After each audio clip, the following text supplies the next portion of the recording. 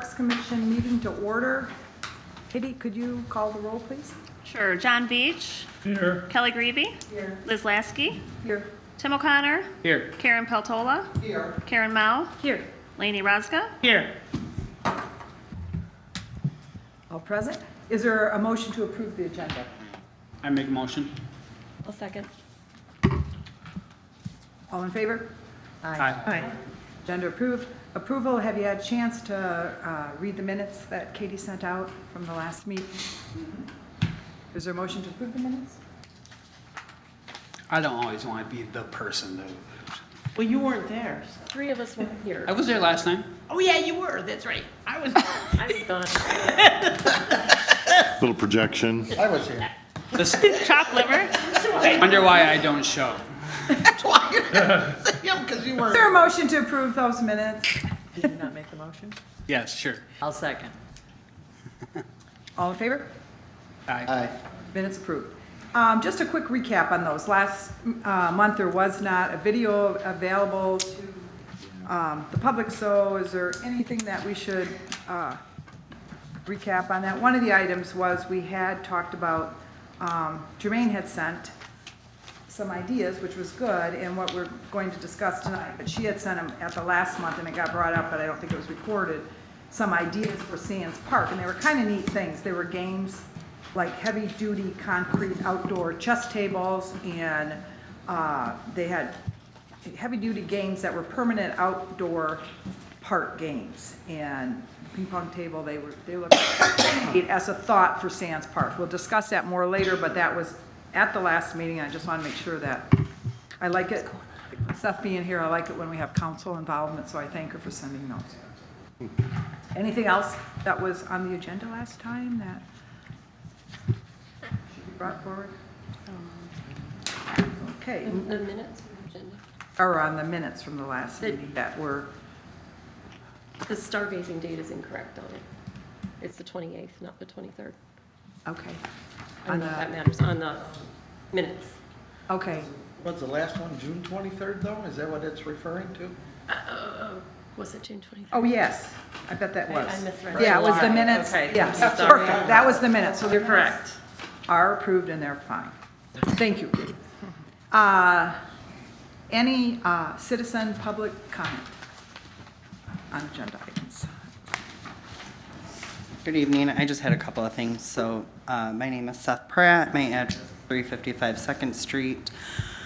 I first wanted to thank you guys and your committee for everything that you guys do. I know it's a lot of volunteer time. I know that individual committee members have purchased things for the parks, and that doesn't go unnoticed, so thank you. One of the things I did want to kind of mention just to the Parks Committee to see if there was something to do was with the Hampton opening with Rotary Park right there. That parking is kind of being used, and I know it's kind of new, so maybe some people just aren't aware, but it seems like hotel patrons or maybe employees are using that parking because the Hampton parking isn't huge, rather than using the parking where like the boat trailers across the street. So I didn't know if there was a way we could put a sign that says like parking for park activities only or park patrons or something like that, just so that that doesn't become an issue, because there are a lot of people that like to use that for young children, especially because it's a pretty soft surface. One of the other things, I'll admit I've used the Riverwalk more this year than probably for the last 5 years. Is there a way we could put like some type of signage down there about some of the parks and advertisement like down there? Because we do get a lot of families with young kids, and the parks are free. And people are always looking for something to do, especially with young kids, that's free and occupies time.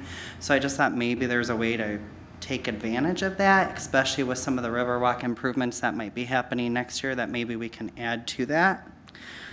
I did see on Facebook today in another community, and I will try to send it to you guys, just kind of an idea for maybe expanding some of the activities, which I think is great that you guys are doing monthly in the parks. They had like police in the parks, so they took and had like 2 officers in the parks to like kind of hang out with students and stuff. And I know Chief Glass has talked to council, and with some of the different activities that have gone on in the school district that I know in my professional capacity, law enforcement is always looking for ways to build connections where it's not a negative, it's more of a positive. So I didn't know if there might be a way to take advantage of that next year, even if you did like a safety, like stranger danger type thing, and then, you know, involve the police, because we're fortunate that we live in a pretty safe community, but some kids don't get boundaries, and some parents don't know how to have those conversations with kids, so there might be a way to take advantage of that. And then the only thing I wondered about, because I'm sure some of the activities and some of the things you guys have done is costing you guys money out of your pocket, is if there's a way for funding sources, whether it be through different grant activities that council or different city agencies might be able to help with, or is there a separate fund that if community members wanted to donate to help support some of your activities, whether it be the stargazing or those type of things, like could we donate money that would be earmarked for those activities? Just something I thought about. So that was it, but thank you for all of your hard work. Thank you for your Thank you. excellent ideas. Good ideas. I appreciate the support of the council. So we'll talk about those later on in the meeting, because some of those are huge. There was some correspondence, and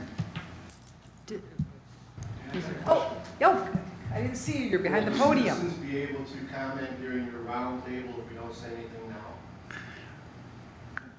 I don't think so. Do you want to say something now? No, I want to hear what's going to be said at the meeting. Well, then maybe, yes. You'll have to come to the next meeting. No, yes, we'll have input at I that. just want to say one thing too. Last year, there were police in Fifth Avenue Beach that roamed around. The kids got pictures with them and all that kind of stuff. So that, it's not a precedent for that to go on. They were out there quite a few meetings. Okay. Jermaine had sent the one letter, now the other letter, and just regarding, there's two more. One was regarding the amphitheater study, and there is this came from Bill Gamble and this Hunden, who's doing the strategic plan for the amphitheater market analysis, will be coming to Manistee on Monday, August 7th, and Tuesday, August 8th, to do the field work.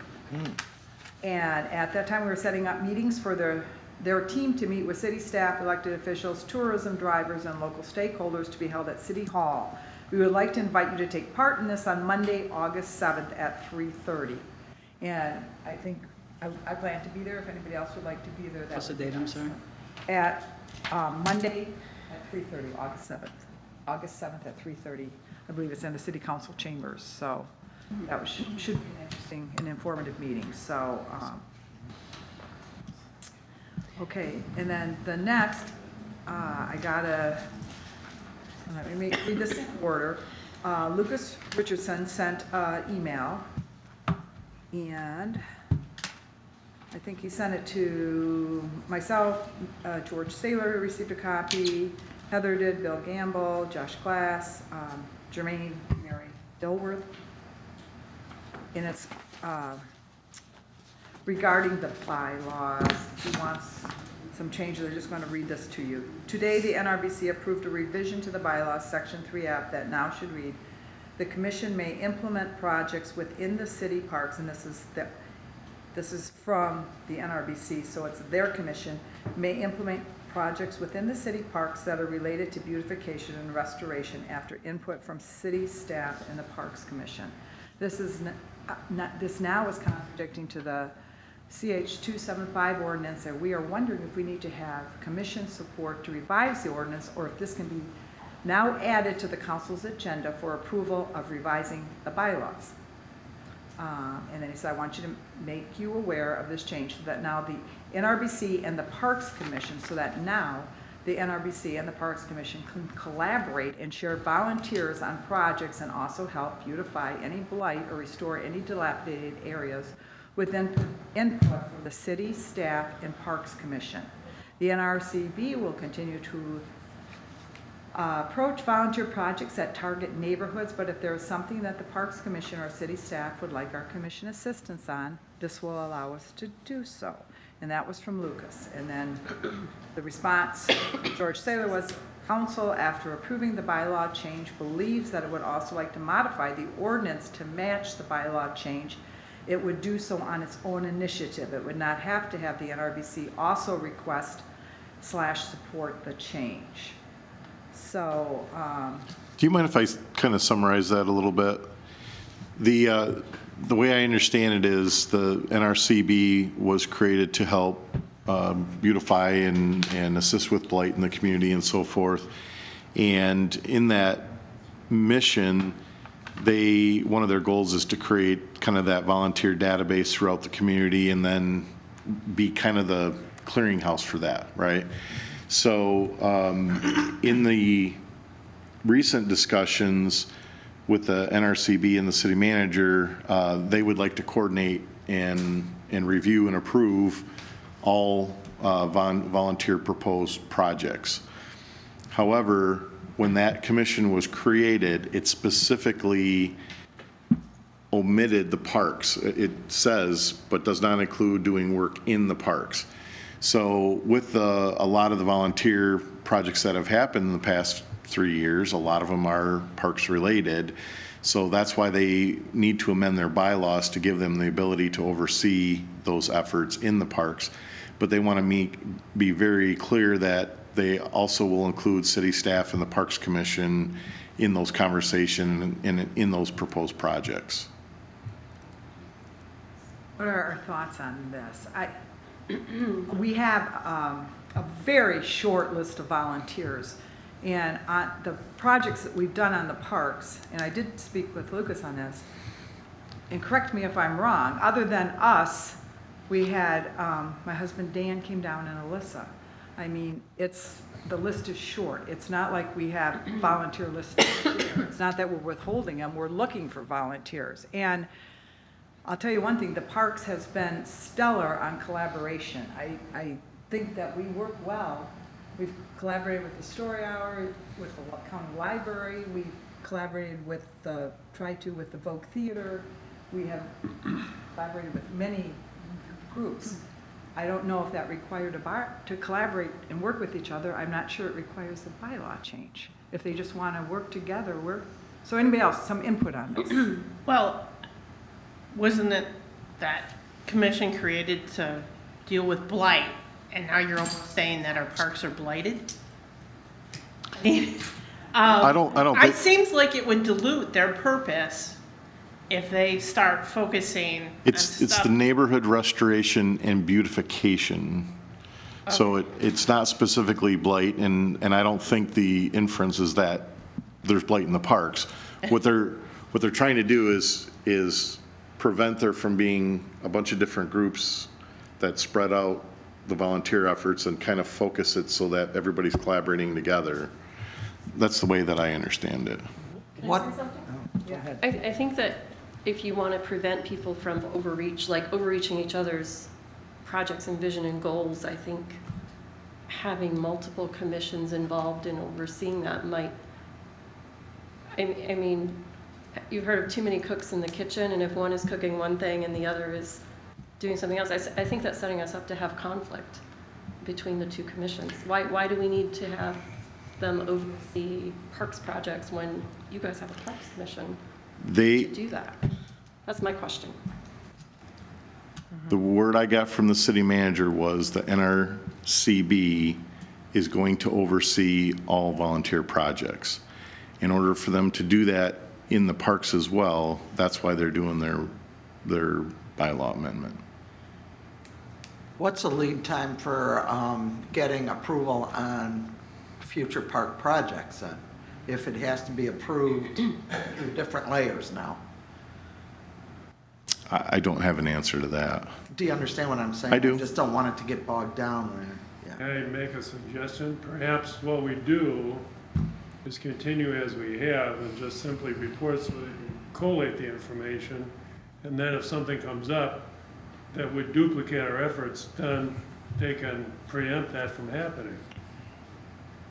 So we're not reporting to them to get permission to continue as we have, but we're reporting to them, say, this is what we're doing, here's the information, make sure that's not duplicated by the volunteer people that you have, that's all. I mean, we're having a community build for Morton Park, and that would, you know, it would take their, or ours approval, it's gonna be a community build. Yeah, you just report it to the, Yeah, I don't. you know, to them, and then they say, oh, yeah, okay, I get it, we're not gonna do We that. need volunteers, yeah, well, we don't have anything they'll say, or they do, you know, we don't want to do that. So it's not something that we're doing and asking their permission, it's just, they're coordinating the information, they're preventing duplicate volunteer efforts. Yeah, right now, the volunteer efforts, when a volunteer proposes to do a project, I don't necessarily bring that before the Parks Commission, but now this would go before the NRCB, and should make that easier. In the case of Morton Park, I think Dr. Veach is correct. The Parks Commission says, we're gonna do a community build, we're gonna hold it on these days, and we let the NRCB know that we'd appreciate your help in mobilizing volunteer efforts to assist us, and It should be done through an email, I'm not sure it needs a bylaw change. I agree with Liz. I don't think it necessarily needs a bylaw change in order to incorporate cooperation between two commissions, to be Well, quite honest with you. So- and I'm not defending either side of it, because I really don't have an opinion on it, but the NRBC has already voted to move in this direction under the guidance of the city manager.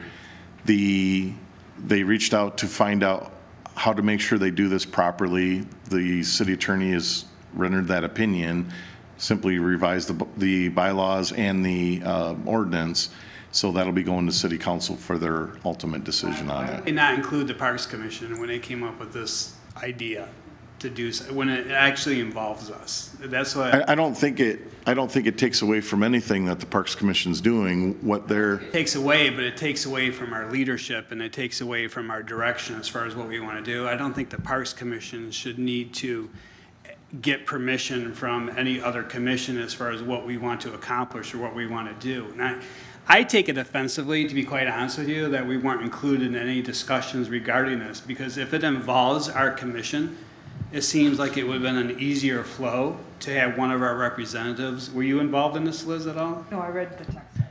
Yeah, I disagree with it full-heartedly. If we're going to be working together and jointly, like something like that, to be excluded is being basically told what we're going to be doing versus working with us and setting a good direction or goal that would be effective for everybody, so. But you want? You've been involved in situations like this, have you I would not? love an opportunity to talk. Can I ask a question to Jeff? If you know, or Seth or someone, how does the NRBC or the city manager anticipate this will affect the way we operate, what our activities are and our goals? Is there gonna be a change to our structure or how we do things based upon that? based on what, because I got the same correspondence that Liz did from Lucas, who is the chair of the NRCB, and then Mr. Gamble's explained those occurrences and kind of the concept behind you. So I just told you what I know. I don't think it affects the Parks Commission at all. I don't think it takes away from anything that you're doing. I think it simply is organizing volunteer efforts that, and might include something that could happen in the parks. And I think that correspondence said, we're going to include the Parks Commission if that occurs, or when it does But occur. does it give them the authority to choose what projects they do in the park, and that they are, I mean, I think right now, and we've talked about this before, that the parks, it's not like we have this big master plan. And I know we have a master plan, but our master plan isn't detailed like many cities have it, where, you know, we're hoping to do this, and how the playground's gonna be laid out, and the colors of the playground, and we had, you know, when Ed wanted to buy paint, it was like, okay, we hadn't chosen ahead, like a year ahead, that this is the direction we're moving in. So, are we just having another person adding opinions to this and saying, you know, well, these are the projects we want to work on? That's what I'm questioning. That's what it sounds The like. last, Sounds like to me that they're choosing the projects, and we don't have a lot of people to go around, and we're not looking to go help as much on the blight, and I feel bad, but we have our hands full. I mean, we worked on parks, you know how many hours we worked yet this week on this, that. The last volunteer project that was proposed was by Manistee Proud, and that was required to go to city council to receive their approval. I think this is a change that would now require that project to be approved by the NRCB as opposed to city council. I think that's the big change. Even if it was a parks project, it would need to be approved by them versus us? That's how I understand it. Oh. I mean, in example, it was the Parks Commission that went and cleaned up the basketball courts. Are you saying that as a Parks Commission, we can't go do something like that without permission from the NRBC, NBRC? And NRBC. It sounds like a city, We think Stuff comes good in, idea. We'll have to go, you know, now it's almost August, and the stuff hasn't come, and we've got to get this playground, it's a grant in place. So if we miss their meeting or whatever, so then we have to go to them and say, we got this community build, and the Parks Commission's working on it. We already, for the community build projects on the two playgrounds, we already have council approval for that. So the answer to that one specifically would be no. Okay. but future Going projects further, would be. yeah, it adds another layer, I don't, a whole nother layer. It's a cumbersome process to get approval anyway. It takes us forever, which is one of the reasons why it's so hard to get anything done. And now you're interjecting another layer with another commission who should be on theoretically the same level we are, and shouldn't be somebody we go and say, is this okay? Is that? Let me, can I say this, please? When did we get this information that this was being proposed? Today? No, it came on Monday. Okay, so we have never heard of this before, and we haven't had an opportunity to review it. You explained it, and I think, you know, it came across very well. It's an organization that is going to coordinate the volunteers that work for beautification, including parks. What we need to do is sit down and review the language of this so that I'm not familiar with the acronyms because I just heard about it today. That commission, the NRCB. Commission for- NRC. I'm stumbling for the name of the Blight Commission, I'll just say. So they're gonna coordinate all the volunteer efforts, so we are reporting to them our activities, not seeking their approval.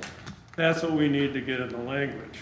And we're not prepared to do anything at this point, because it just came up. And we're not gonna agree to report to another commission that was formed after all these volunteers have already put in their effort. And I can say that because I wasn't a volunteer that's been working my fanny off. Like, Well, and I will- Either commission, you know, we don't have any decision-making power, we're just a recommending, but I would think that they would be just recommending, but that actually gives them the decision-making power over another commission, and I don't know if that would be the right intent of this hierarchy of the city council. I can't imagine that one commission would have. What was the instruction from Bill, how to Oh, proceed? yeah, she wanted to read the. That bill was on a different subject, he did not. but we need to be respectful to the volunteers. That was from Lucas. Who've already put in so much effort. Oh, the very The first one short sentence, you got an email? Moving forward, all volunteer projects taking place on city property and/or using city equipment must be NRBC-approved projects. This will be the process for all volunteer groups. So, What this simply is control over Manistee Proud. That's what. They can coordinate I have no everything idea. else if they want to, aside from the parks just reports to them. well, it clearly states there, we're supposed to get approval. Right. That's the word that's sticking in my brain. My question is, are they considering the Parks Commission a volunteer group? We gotta voice our objection to it. We gotta go to the city council meeting. We don't approve. We don't like the direction where it's going. It's just, not to be involved in this to begin with in the first place is disrespectful. And you're taking a new commission that hasn't really proven themselves and putting them over every volunteer project in the city. Are they funded? You know, one other thing, here's what happens. This isolates the city council from taking any responsibility for the projects that do or don't happen. And that Light Council could turn down a project that maybe a lot of people want, and the city council, people on the council just say, oh, well, that's not me. I don't think it's a good move at all. Well, I think, I don't know, do we need at least to make a statement about it and take a? Yeah. Can I ask the question? Are they considering the Parks Commission a volunteer organization then, because we are a hands-on commission, or? Listen, I really don't know. I'm not a part of that commission at all. I know don't those are staff questions it. That need to be answered, It because should have been a sit-down it conversation. affects us. I mean, I got the same email that Kelly did. And yeah, I mean, there's probably more discourse that went on tonight than, so, Yeah. do we need a motion, or do we just need to go back to them and? I think How do we want to I think we proceed? need to make a motion to go to the city council and give our objections and the reasons why. And it's, honestly, I've never seen anything so blatantly with us being so disregarded on this. I am just floored, to be quite honest with you. When I read that email today, I was furious. I'm like, you've got to be kidding me. All the efforts that we put in, I am not going to seek someone. You got to understand the way the bylaws read. We report to the city council is basically what we do. We give them recommendations. We don't report to anybody else. We don't report to the DPW. We don't report to Bill. We report to the city council. That's our responsibility. We give them input. It's being taken away. I don't like that. It's not the way the city ordinance reads. It's not healthy.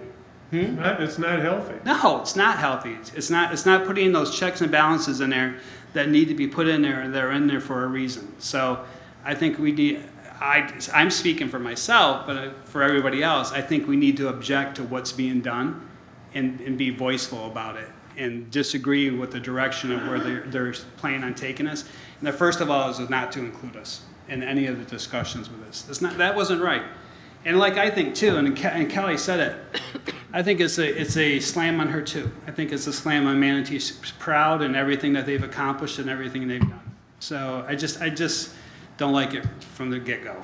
So, and you got me going right when I read it this morning. Let's make, I think it should be a motion then, or do you want us to? Yeah, I think we should make a motion, even, just so we can have in writing a statement that we disagree with the whole policy change, bylaws change, and we don't see a positive outcome. I don't know.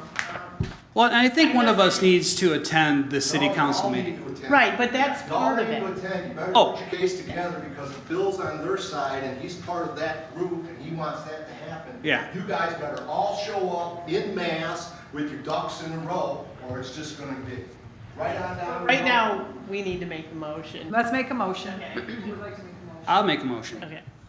And I think the motion would be, it's an unacceptable process. The Parks Commission does not approve the whole language of this, your letter that was presented. Yeah, the bylaw change, absolutely not.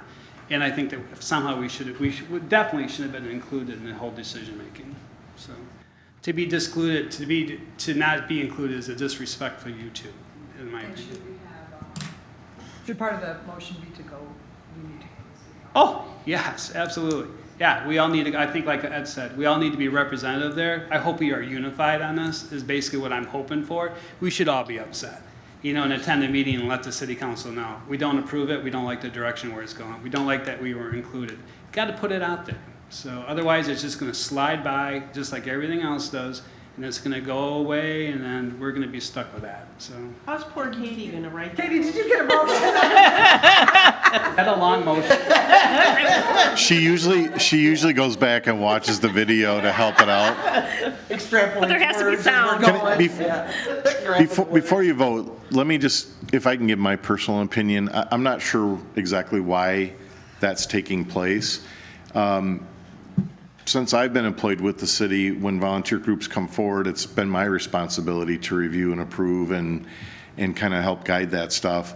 Obviously, the efforts have been much, much bigger in recent years. So I think then the city manager then wanted further review and approval by council, which I think everybody was okay with, and it worked out fine this past year.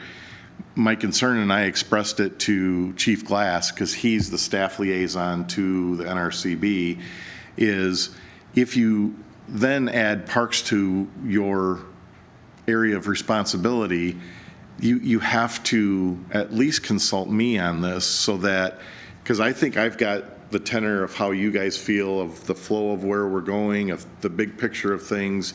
So at least I can represent your wishes, you know what I'm saying, and what I feel like the community desires. So, and he said, listen, I expressed that immediately, that we can't exclude the Parks Commission.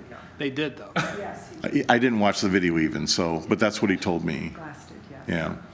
So, but I understand how you guys feel. Good. Thank you. Make a So motion. I'll second the motion. All in favor? Aye. Aye. Aye. Aye. Do you want to take a roll call vote? Roll call vote, Katie. Yeah. You're gonna need more paper, aren't you? No, I'm fine. No, I'm fine. John Beach. Tim O'Connor. Yes. Liz Lasky. Yes. Kelly Creevy. Karen Mao. Yes. Karen Peltola. Yes.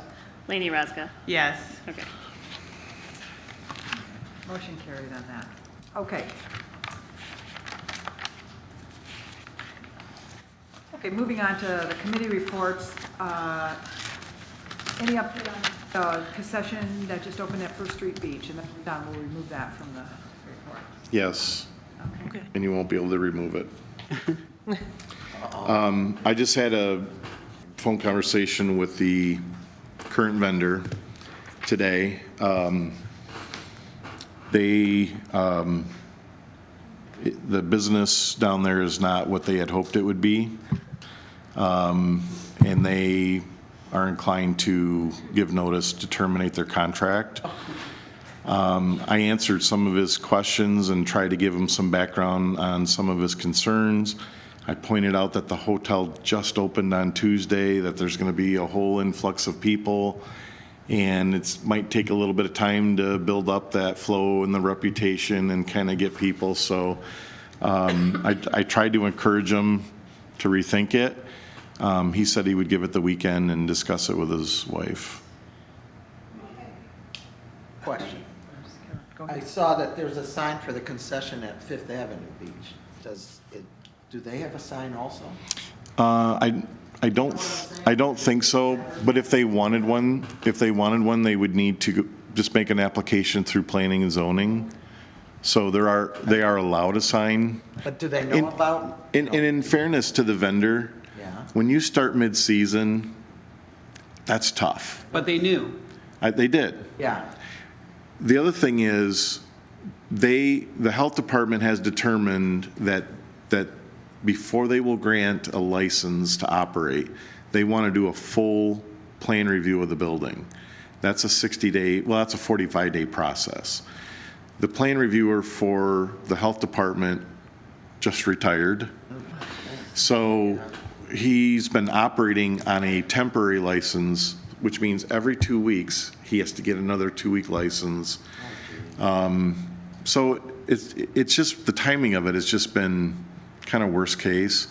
So I tried to talk him through it. I tried to give him a bunch of positives, and hopefully they have a change of heart this weekend. Well, it really came from the first vendor, right? I mean, the first one that backed out kind of put us in this predicament. Yeah, absolutely. Yeah, this is not his fault. I'm trying to say it's not his fault. It's, It's just disappointing. Tough. yeah. I mean, yeah. There's probably no way to avoid that, right, in the future with contracts? I mean, when people pulling out like that, and now, I mean, because now we're going to be out, what, a whole summer without a vendor? Well, the contract has a 60-day out for either party. So if for some reason that business wants to or needs to close, they can. If for some reason the city feels like it needs to terminate that contract, there's a 60-day out that way too. Sooner? What's that? Do the contract sooner to avoid coming into the summer like this? I mean, Well, it was done in a timely manner for the first vendor Right. that was contracted. I mean, they had plenty of time. What is the equipment down there? Is it just an empty room that they get to dispense from their own refrigeration? For both concessions, you're asking like what the city owns? Yes, what do we provide? We provide the 3-compartment sink, I think a stainless table, and a refrigerator, freezer. That's all that's been provided in both of them. And then over time, there have been vendors that have left tables and stuff, and we make those available if they want them or if they need them.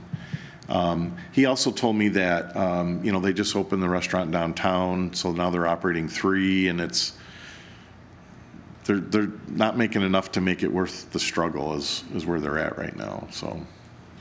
Okay, we'll leave that on for next. So keep your fingers crossed. Okay. I feel bad, because at least the north side's taken care of. I just feel sorry, It's the better side right I just now. feel sorry for you south side people. I'll support it. Yeah. Okay, Morton Park. Want to give the update on that? I would love to. So far this spring, we've installed a water service, and there's a fountain that's operational in the park. I found out that the lights that we had programmed to replace were actually owned by consumers. So I put an outage in, and we got a new LED light there, no cost. So that'll help us. What else have we done? I will be placing on our tree list and tree planting this fall for the additional trees down there. I'm not 100%, but I'm about 85% that all the equipment has been delivered. From all the, I've got our order slip, I've got our invoices, I've got 50 packing slips that none of the descriptions are the same. So I've been working to try and compile all that, but I think everything's here. And so I think it would be probably safe to start scheduling that community build. Liz and Kelly stopped in last week, right? Or was that this week? Last week? And started talking about color coordination and stuff, so on the rehab of the existing. We have, one of the things that I have been doing is getting things installed that we can, that don't rely on the next thing. With Morton Park, there's so much. I want to get the big equipment in, and then we can put benches and stuff, like fit them in around where it's appropriate. So I'd like to get kind of those center larger pieces in first, and then we would do that with the community build. City Council just approved a piece of equipment that would be it'd be better than using anything else that we have to do the basketball court. But as soon as that arrives, we'll be digging out the basketball court, pouring the additional expansion, and then we can set the new poles. I think everything else kind of probably needs to wait.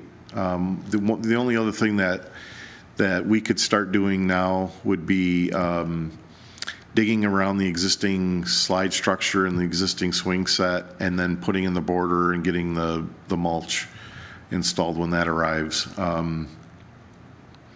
So and if you don't mind, I can just continue on with that full grant project? Yes, please. So at First Street, we got the basketball hoops installed. They're working out, in my opinion, tremendous. I see people on them every time I go through the park. It's really cool. We were delivered and have installed the new benches, the steel benches on the new, or the revitalized portion of the Riverwalk, below the overlook and by the boat launch. A couple of those were previous memorial benches that we've upgraded, and then we've got a couple families that have asked us for years, when they get there, we want to do memorials for that. So Those look nice, Jeff. thank you. What else? We have raised the dugout, the north dugout in the north softball field. We have received the shade structures and plan on getting those installed as soon as I get crack sealing done, which is probably within the next week and a half. The disc golf benches came, Oh, those look so we've got those installed. Busy road, that looks good. Yeah. The signage for the disc golf has been approved, and we're just, Katie just submitted they requested a down payment. So I expect to have that delivered and installed in the next couple weeks, I hope. One negative thing, the senior softball group had requested an upgrade to the softball infield where the stone dust is. contacted a company and received a quote from that company, provided that to us, and we included that in our grant project and included the cost of that work. That contractor will not respond. Just will not respond. Is there another one we could go with? So I've sent out a package to 4 other ones that specialize in this, and it is 4 times more expensive Sure it is. than what the original guy, which is, I'm guessing that's why he didn't. So I'm still trying to figure out what our next move is, but the one vendor that did give me a price, he came here on the 4th of July, brought his family to check it out, so that was kind of cool.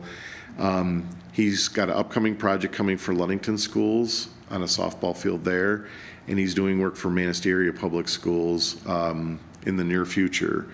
So I'm trying to work through kind of some value engineering.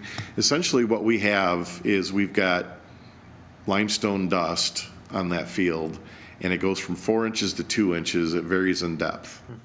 That's commonly used, but it compacts very quickly. And that's what the senior guys have concerns about, is they can feel it as the summer goes on. They can feel it getting harder and harder. Sure. It's harder on your body. Sure. The balls come off of it faster, right? So what the Optimum is, I don't know the name of it, but it's a brown type of infield mix. Like if you go to Reed's Park, that's the type of material. It doesn't compact as quickly. The balls are more consistent as they come off. And so the price he gave me was to take the material out of this field, dig it down, put what we have in the bottom of it, and then fill the rest of it back up with the new stuff, with the brown stuff. I also said, well, what options, if I can't renovate it, what options do I have? And so he suggested a technique that's called nail pulling or nail dragging. So it's a different kind of drag that just roughs off the top ½ inch, ½ inch, and said that that'll make a difference if if that was done every couple weeks or something. I haven't updated the softball group on the price I got, because I literally met them at lunchtime, the whole group of them, after they played, gave them an update, and I got the quote later in the day last week. But I'm going to look at some different options and where we go from there. And the other things that were in that purchase were the electrical for Sands Park Pitcher's Mound. That was installed. The electrical at Duffy Park was installed. I believe all the equipment for Duffy Park is also here. So when we do a community build, we may want to do a Morton Day and a Duffy Day. They could be on consecutive days. They could be on separate weeks, whatever you guys think would be best for that. What else did I miss? Community build, do we have to coordinate that with, were they gonna send someone up there? Yeah. Just for one day? Yeah. So what's included in the contract we signed with Sinclair is that they will send somebody up for each day of that build, because the stuff just comes in a giant crate, and it's just a giant erector set. When we did the new Rocket Park, they came up, they helped us organize that stuff, laid it all out, said, make sure you get a cement truck at 10 o'clock, we're gonna need these, make sure you got this. And so the DPW had everything prepped for the volunteers, and it was very well organized, and it was actually a lot of fun to do when you've got somebody that knows how to build it. What month are you thinking possibly would be a good month to do that? Realistically. July. Katie said July. She's wrong. July. She's wrong. That would be sweet. In the best case scenario, I'd love to be able to get it and be able to have it used the rest of the summer. So that makes me want to say August. Honestly, I think September is probably a calmer time, a little cooler. October. Yeah, maybe. Fall weather. Yeah, maybe. Yeah. Oh, I'd say the sooner the better. Yeah. I'd say the sooner the better, because people are asking, yeah, you know, we went door to door, we promised them, and they want it. And I thought, But I think realistically, a September timeframe would be fine. I honestly think you could do early October, and that wouldn't be a bad thing, but are we thinking Saturdays? We should kind of, because should we call Sinclair and get what day they're thinking? And what I would, advertise, we should get yeah, things going. what I would suggest is if you could give me a timeframe where you guys think would be best, then I could go to Sinclair and they can tell me, yep, this day, that day, or I could do the reverse if you want me to go to Sinclair. I just think, And come Jeff, back. with what you have to coordinate, it's more on your schedule and what you can put in. Yeah, so, I mean, that's part of the big picture is volunteers can do a lot. Right. But if we don't have a lot, I've already pledged that my staff's gonna fill in the gaps and get it finished. So that's why I'm trying to prep as much of this stuff now. I mean, we had 2 guys with 3 hours to do, go get those benches and get them out and get them installed, you know, and we did that over a couple days. So as I have little gaps, I'm filling them with those type of things. But I also intend my staff to be, or some of my staff to be working side by side with you. What I was thinking, yeah, if we did it, and that would probably be midweek, maybe, because your staff doesn't work on Saturday. Right. We could do it, say, even the second week in August, or possibly the third. If we could do the second week in August tentatively, we might get some of those college kids before they leave. You know, I think last year, they all leave by Labor Day, and the grass isn't growing quite so much. I mean, it's really dry right now. The grass in the parks doesn't seem to be growing as fast as some years. Not at all. It's not growing at all. Not at all. Get them on this project, and you've got those, they're good kids, and you got the young men, and they're better at Legos than a Erector Set. Yeah, that's an excellent point. We got 11 seasonal kids that we could put to the group. So I Yeah. think second week in August tentatively, and that's gonna give us the biggest bang for the buck. You put up that new piece of equipment, and before school starts, those kids at Morton Park, and it'd just be a great way to end the summer. If we could do it. So, like, you're thinking both builds in that week, or a build that week and a build? I the would. week I would after? do them back-to-back days. Yep, Yep. a lot of bang for the buck. All right. We did, when we did, Vacation time. when we did that Rocket Park, I think we did a 3-day. I think we did, do you remember that, Ed?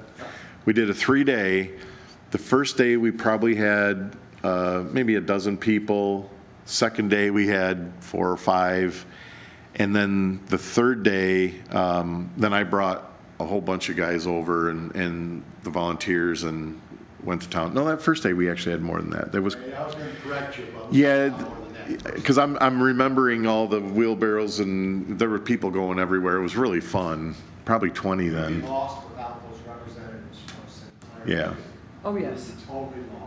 And Karen and I, I'm volunteering you, would probably go door to door. Let's engage some of the neighborhoods like at Morton and then even up at Duffy's. Let's see if we can get some neighborhood input and working. I mean, that worked well at that old lighthouse park when we got the kids engaged in it and the Yeah. parents. So So would you be happy if I looked into the later part of August and then the fallback would be just after Labor Day or something? I'd like to see. Mid-August? I'm just speaking, if we could do it the second or third week in August because of having that extra seasonal help.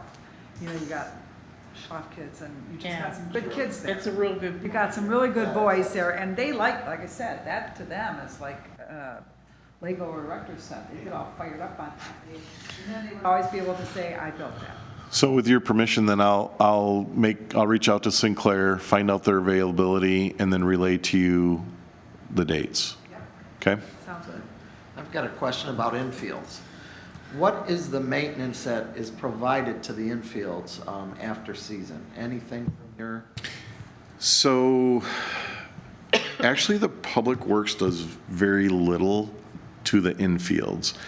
Typically, or in the past, when there are groups, there's the Little League group, Manistee County Baseball. Now they've got U14 and U12s, and there's different there's softball groups, there's leagues, and what they typically do is drag the fields and stripe it. Unless the MRA is playing on it, the MRA will drag the field and stripe it. What we have done to 3 fields this year, and we did it last year as well, is we paid Bowling Enterprises to come grind it. Yeah, disc it, that's where I was gonna go. They with grind, this. it's actually a grinding, it's like a scarifying action, and then they re-level it. And we had to do that to the softball field, because when the helicopter landed on it for Kids Day, it blew all the fine material away and left all Yeah, all the heavy stuff. medium aggregate. So we had it ground immediately. So the seniors it's in good shape for them right now. But the warmer weather, the hotter it is, the drier it is, the harder it gets. Yeah, it does. We used to disc and then we'd crown. So we'd disc in the fall, let it settle down, and then we would crown in the spring. And that seemed to work really well. And then we'd top it off with a topping. But that kept it nice and of course you have to pull up all the staples, everything like that, and relay it out. But it worked for us. So, but we had the equipment too. That was Right. different. So. Yeah, I mean, when I talked to this contractor, he was very detailed. I was very impressed with his knowledge, and he said, when you drag that field, you get stones that bounce, and so your 8 to 10 feet in the infield has a bump in it that needs to come out and be dropped. He said your pitcher's mound, your batter's boxes are junk. Those need to be brought down and built back up and then yeah. I was just wondering about that, and we use discs. So when you say scarification Yeah. and a claw, Yeah. and then the nail thing, that all made sense to me. But that's how we did it, and it seemed to work really well. I don't know if that's something. Yeah, and honestly, we don't, the Public Works doesn't have that Got it. institutional knowledge, and we don't have that equipment, so we've relied on the organizations to do that. And it looks for like they do a decades. great job, let me say that. Yeah. Yeah, because they always look very nice and groomed, so very nice. And I'll tell you, the softball fields, last year I was a little disappointed that nobody was down there. You'd see the seniors playing, but they just didn't seem like they were used that much. But there's at least 3 different leagues and the seniors that are using it this year, so it's nice to see them getting used. Are those lit up at night or no? They have it's just a push button, so if you're playing at night, They have You could- restrictions as far as with the lighting? No. So anybody can push the light to get it on, yeah, just like at the tennis courts there. and it's not locked or anything? I think the tennis courts are I think they're on a timer. I think at 11 o'clock, Oh, tennis they courts. de-energize. I think that's how the circuit's set up. Okay, but otherwise, you can turn on the lights at the ball done. Yeah, I could do it. Walk up and push it, okay. Thank you. as far as I know, Yeah, yes. no, I was just wondering how that worked here. I'm gonna have to, yeah. We had vents and everything else, Transformer, they were worried about people getting electrocuted, but anyway, let me get off of that. Okay, thanks, Jeff, and get back with us as soon as you can on the dates. and I we'll will. move Forward, okay. And, because then after that, we still will have to paint the old equipment. Once we put the new equipment in, we're not done. We've got the basketball hoops. and- That could even be done now or ahead of time if you wanted. So, okay, library story hours, Laney had the initial contact with, Well, I have to say, groups of 2 have been like meeting with Angie from the library and going over things, setting things up, and I think it's been a huge success. And it's amazing, like, we were at, I'm trying to think of the park. Mac Park, how many people like, God, I'm 4 blocks away, I didn't know that park was here. So it was really positive as far as getting people into the parks, and, hopefully we can do it again, because it's, 1 hour, it goes by fast. Yeah. It's been fun. But it has been. Karen, you want to say anything on Yeah, I that? did, because, today, the Texas picnic was fun. That was at Mac Park. And we noticed when we were at Mac Park that it's a great little park. I almost never find myself in that part of town, but I think the only thing we noticed that we would change or would like to do, Liz and I, was to paint the equipment there is pretty, just the metal poles, they don't look in bad condition, but they just look like they could use a fresh Update. Upgrade, yeah, update. painting of the Make the them merry-go-round, the inviting. swing Yes, poles and absolutely. things like that. So, Otherwise, the one today, we were supposed to have, the rain came right before 11 o'clock, so we had no play ball at Duffy Park like we planned. But I confirmed with Angie that she wants to do it next Thursday, at same time, 11 o'clock. So Kelly McCall, I think, is on vacation when I called this morning. Yeah, she is this week. Is she next week as well? She's back next week. Yeah, because I need to ask her to put on the Facebook page for the city that it's going to actually take place next Thursday. I think if you email it to her, she'll get it Monday then. Yeah. Yeah. Everybody's given on these story hours, and they've been fabulous. They've been well attended. That Angie is a great children's librarian, and we provided snacks. And that teddy bear picnic, it truly was a picnic, and the kids were amazing at it. I mean, we had little mini cupcakes. We had Karen brought little teddy grams in individual packages. We had these little hugs drinks. They were so And tons of picnic blankets all over with The kids were so cute. parents and grandparents. Yeah, and all the different ages, and then the kids stayed and they all went and played in the park. And the whole goal of this was, wow, I think like Lainey said, or Karen said, the kids are playing on the equipment, they will be back to that park. So, and it's the things, the events that go out, of course, that go over are free family fun activities, and that's what we're offering. And I thought that has proven to be right, whatever it is. If we you picked- give them something and it's free, they come. We picked 4 different parks to highlight 4 different areas: the Veterans Park, the Marina, Duffy, and Max Park. And then our stargazing has been at Fifth Avenue. But it's been so successful that Angie today asked me if we could do it again next summer. Really? She'd really like to continue it Oh, kind very of as an nice. annual. Yeah, it was a good collaboration with them. Very nice. Okay, anything, Karen Patola, on the amphitheater? I'm gonna read the points that Hunden will be looking at in the feasibility study here, and how they report back out to us. This is, a draft is expected in 10 weeks. This is set up for grants. It will provide a kickoff and project orientation. It also provides economic, demographic, and tourism analysis, Great Lakes Amphitheater project profile, and site assessment. I just wanted to read this off because it is very far-reaching.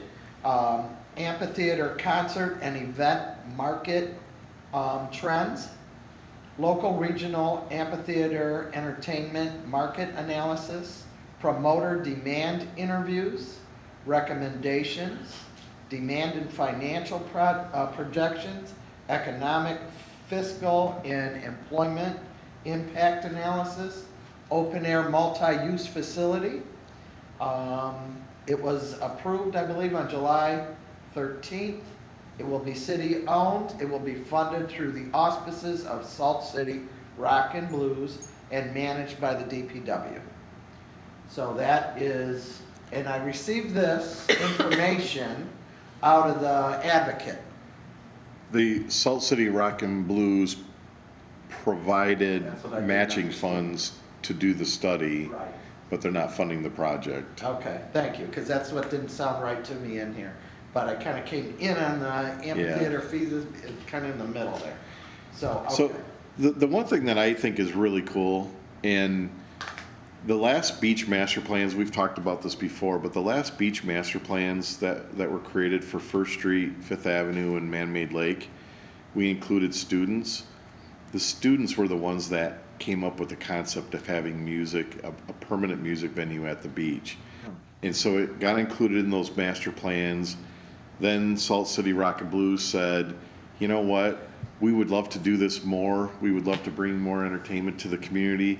But if we're paying $5,000, $6,000 for a stage and lights for one day, for one concert, it's just a waste. Like, if we had a permanent place, we could do this more often. And so it's kind of grown from there. And one update is that because Manistee is a redevelopment ready community, we have access to funding to pay for things like studies and consultant. And so the city manager's working on an application to get funding to pay for that, the beach master plans, like we had talked about before. So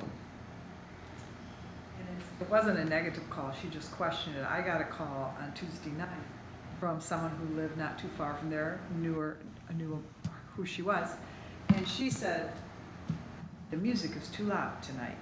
And she said it was Tuesday nights, I think it was more of a rock and roll or whatever it was. It was a good band. It was a great band. It was a great band, it was very well attended. However, her concern was, if we're considering an amphitheater, do we have a noise ordinance in place? That was her question. And I'm bringing it up because she called, but the second thing was, they're facing that down in Ludington at Sticks. The neighbors are upset with the music, and there currently wasn't a noise ordinance in place in their township, and it's harder to put in, and I'm not saying a restrictive ordinance, but you might want to address the noise prior to the amphitheater, just so you know what your perimeters are.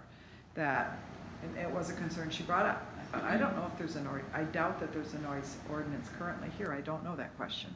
Is there after a certain time? I don't of know. the evening? Is there There's a a noise? noise ordinance in the city of Manistee. Yeah, I thought there It's was. not enforced in any way, shape, or form. But there is, one. there's one. Okay, I'll look And that it up. was loud. I could hear it inside my house with all the windows closed, which Yeah. didn't bother me. I mean, I'm like, No. oh, there's a concert going on. It's Tuesday, you know, just. You guys should do a study on all the noise levels that will be produced from that before you go ahead. You got all this money and free grants and all that. Use some of that money and do a noise study.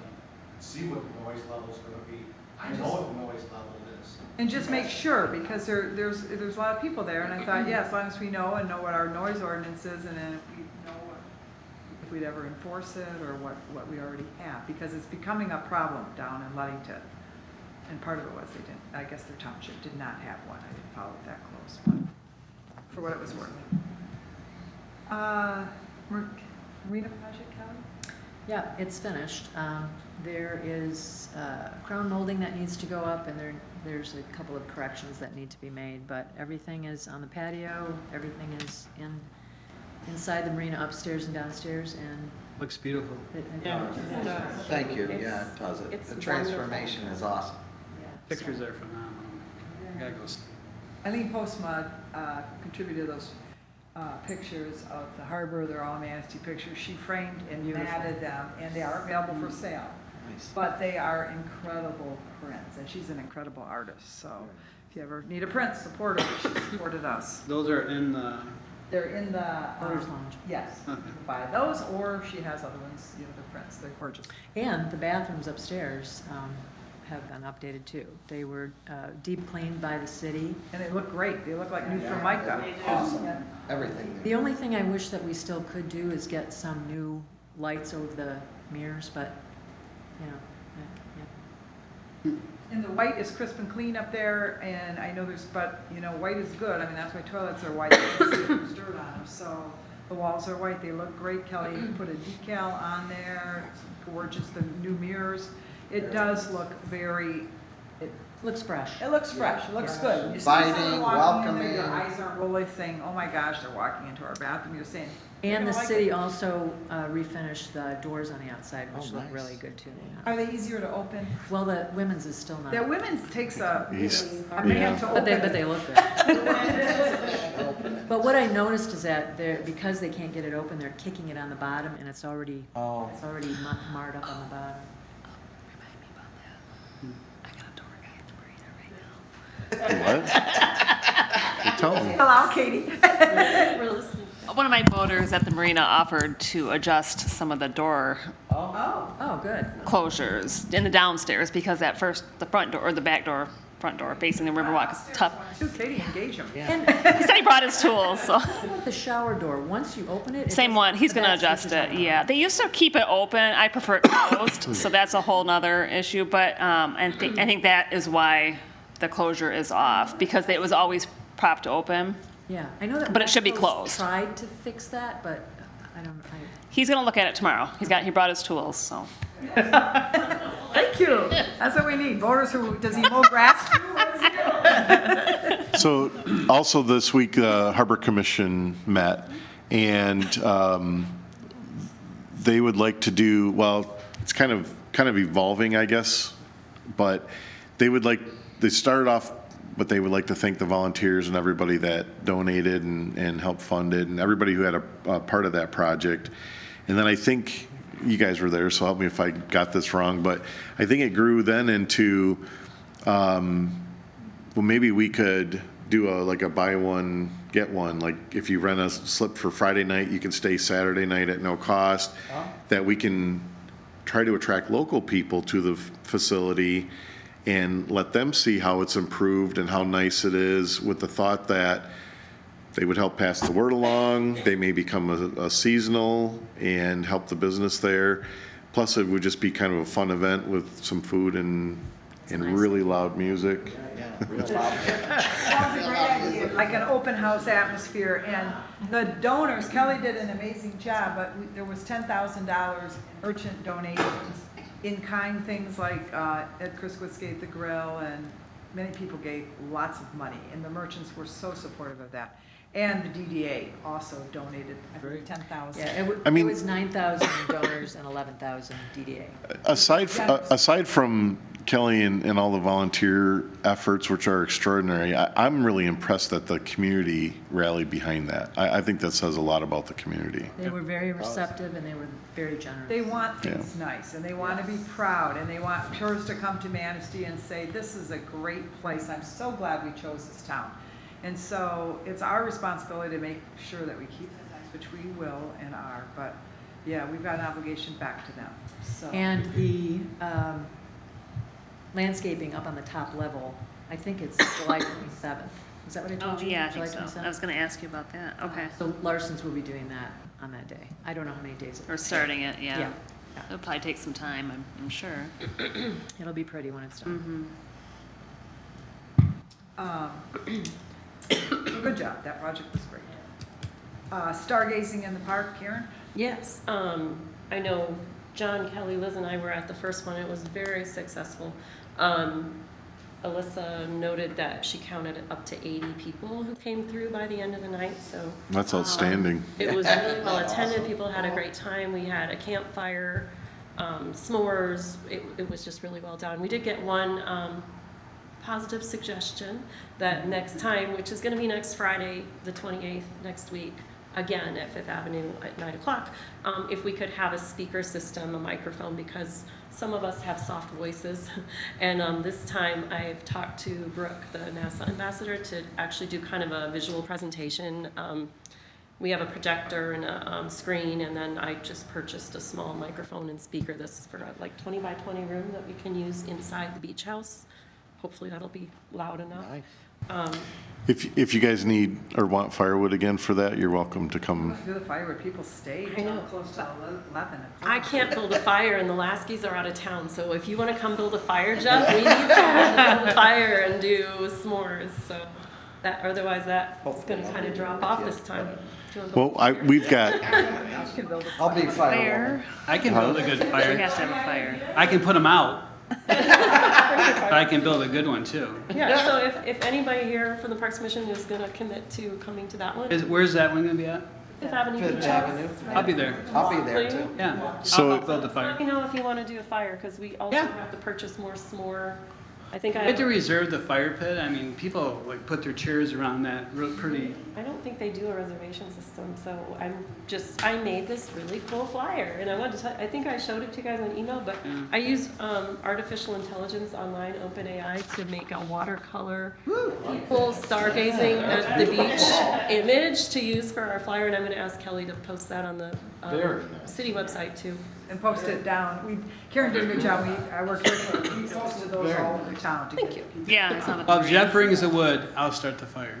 I said I have wood, Gotta go get it. Where's it at? right at my office. Be there. Right, Pick it up. DPW. Okay. I've got a bunch of it split that you can come get it, yeah. I'll just go get Kendra's.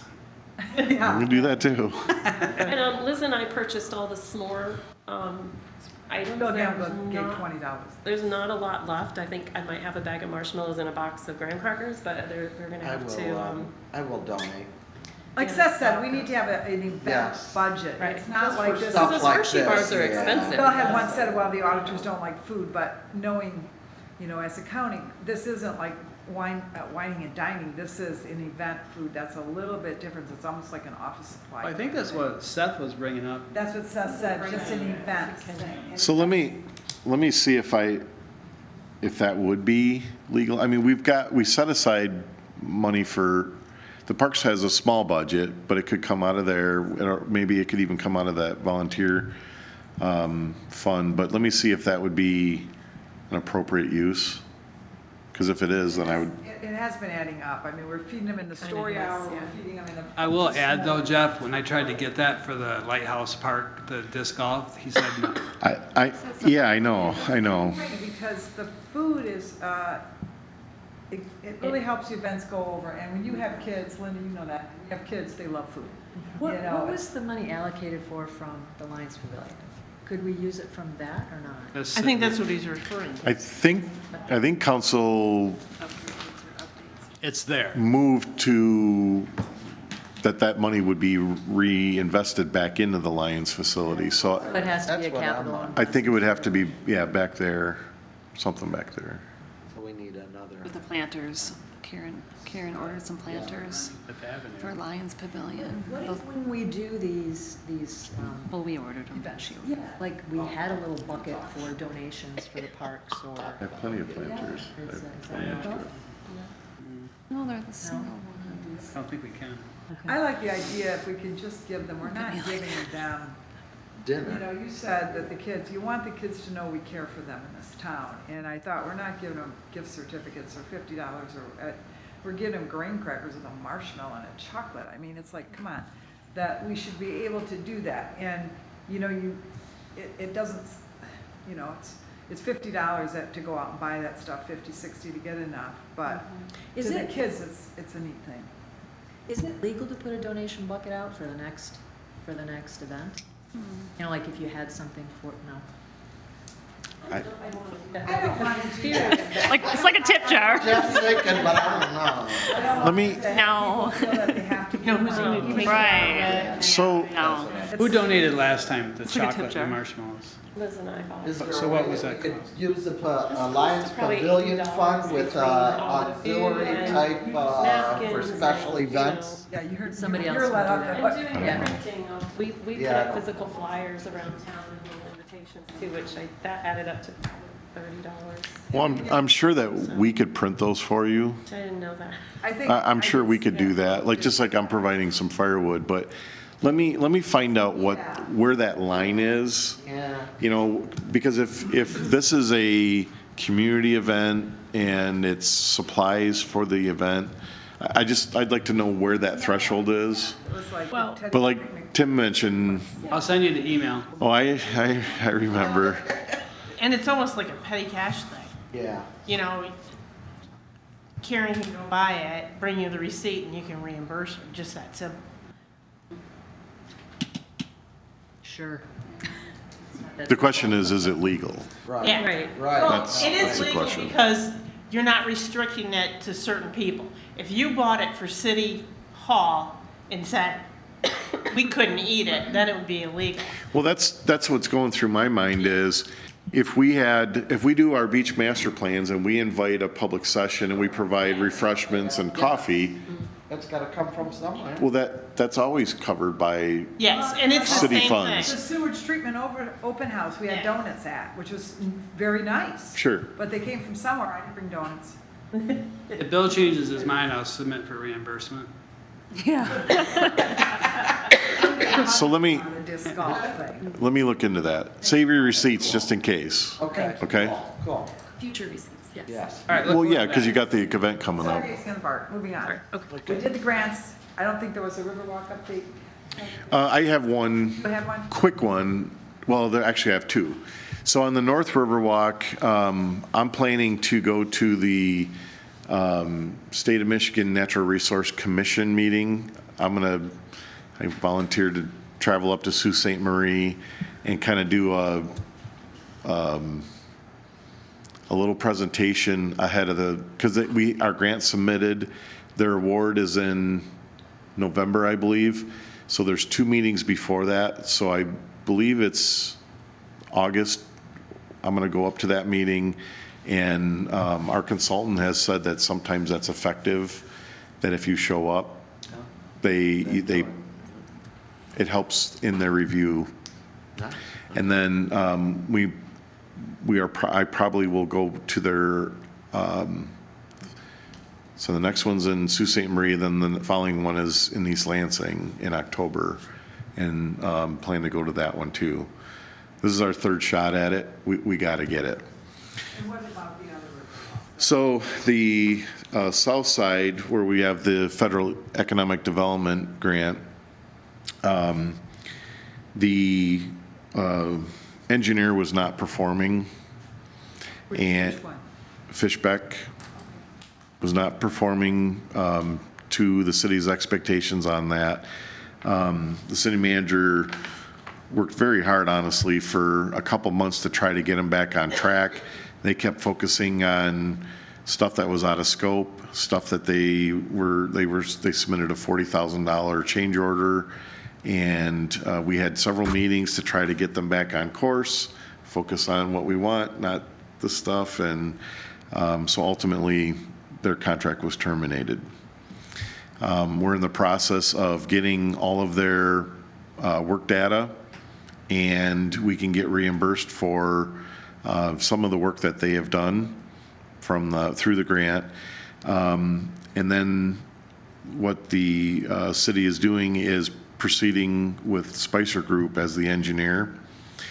However, because Spicer prepared or assisted in preparing the grant application and the justification study, the grant, we cannot use grant funds to pay their fees.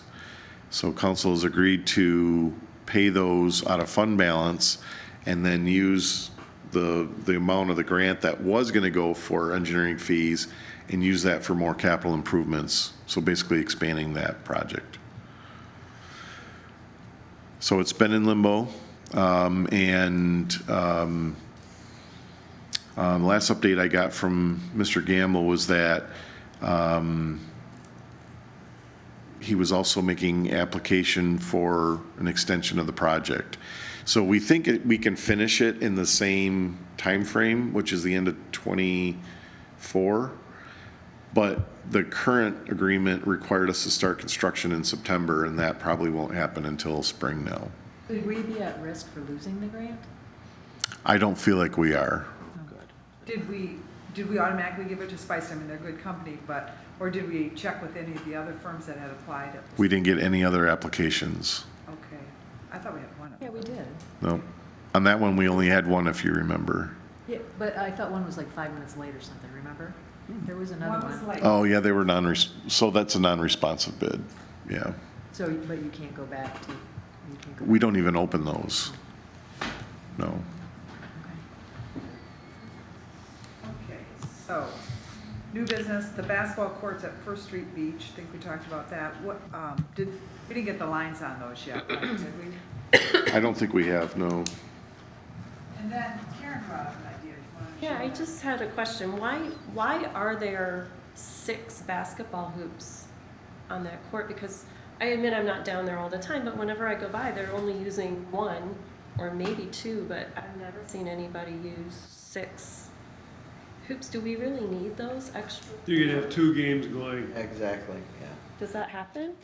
Yeah. Sometimes. I've seen it, yeah. Okay. It's kind of a Hoping that. full court we'll see with some 2 more. half Yes, courts. exactly. Okay, okay, Yeah. because I know right now they're congregating around the new ones, but I just I would didn't know. like to get more in it. Right. I would like them to be at least the other 4 to look alike. And I did price out the, and they're very expensive, but we can. Okay, I didn't know if we could just get rid of them or. Memorials if you wanna do too, them. that, if anybody wants, instead of all, the benches and the chairs, make a contribution towards a basketball hoop, and we'll put something How up there. much was one hoop? Do you remember? 4,000. 4,000. Yeah. And that's not the, Installation or any, I don't think, is is it? that the same grade as what we just got? put I in? believe so. So for a set, they were over 10,000. Yeah, for the two. Over 10? yeah. Yes. Well, the side ones don't need to be that fancy. Oh, it'd be I nice, think John. they should match. I think they should match, and it's glass and it's at the beach. We want. You know, to, Basketball player, I just want to play some hoops, I don't. with, But you don't want them to be vandalized. with all due respect, it's not about, to me, it's not about the fancy, it's about the durability. Oh, And that's why we went with those, because, Talk economy. They're prison. well, They're long. Oh, let me, They yeah, look better. institutional grade, we call We're it. talking $20,000. Yeah, the- It's a little less than that, because I think they're gonna give us, they would give us a little better, I talked to him and he said he'd give us, don't have it in front of me, a little better deal because we have bought all that stuff from Sullivan's. This, additional ones would be a little bit less, so, if we bought them from who?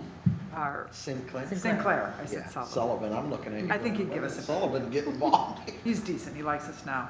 Could have him bring him up when we just gotta get a little money somewhere. That's right. Okay, We need one at Fifth Avenue too. Can we write a oh grant? yeah, we need him at Fifth Avenue, Fifth Avenue. the court there. On there. You know, yes, I agree 100%. What about a grant for that? Can we do a grant for basketball hoops? Is that what you mean? Yeah. Can we? Like a Minger grant, you know? Yeah, that Minger's got The that, mini- that one mini 5,000, up to Mini- 5,000 that, Yeah, Oh, maybe we should do that, at least for Fifth Avenue. Because we keep replacing one at Fifth Avenue and unfortunately they destroyed. And if we put up a durable one, maybe it would last and. and just put it where there's one that was on the tennis court, and then there was one that's belongs parallel to the tennis How court. often can we apply for the mini grant? Every quarter? I don't think there's any time frame, but I think you can do one a year. Oh, just one a year. But I don't think there's any time frame. You could apply in any time. Okay. Anybody want to check on that, the mini Minger, to see, and maybe put in for a basketball? hoop? Yeah, I'll just email Laura. Yeah. Okay, and then the next item is ideas for Sands Park. Bill wants us to, if we can come to a consensus for a suggestion, they're not saying for sure they do it, after they remove the tennis courts at Sands Park. We got input, and I appreciate that, from Sheila and Linda, who run the teen center. And what would you like to see at Sands Park? The kids responded. Oh, look at that. I love And that. she has a good group of kids, they're doing a good job there. So just a little background on that. Council approved funds to remove the existing courts, and the Manistee Area Public Schools has pledged to go halves with us on it. So I've got that in the engineer's queue.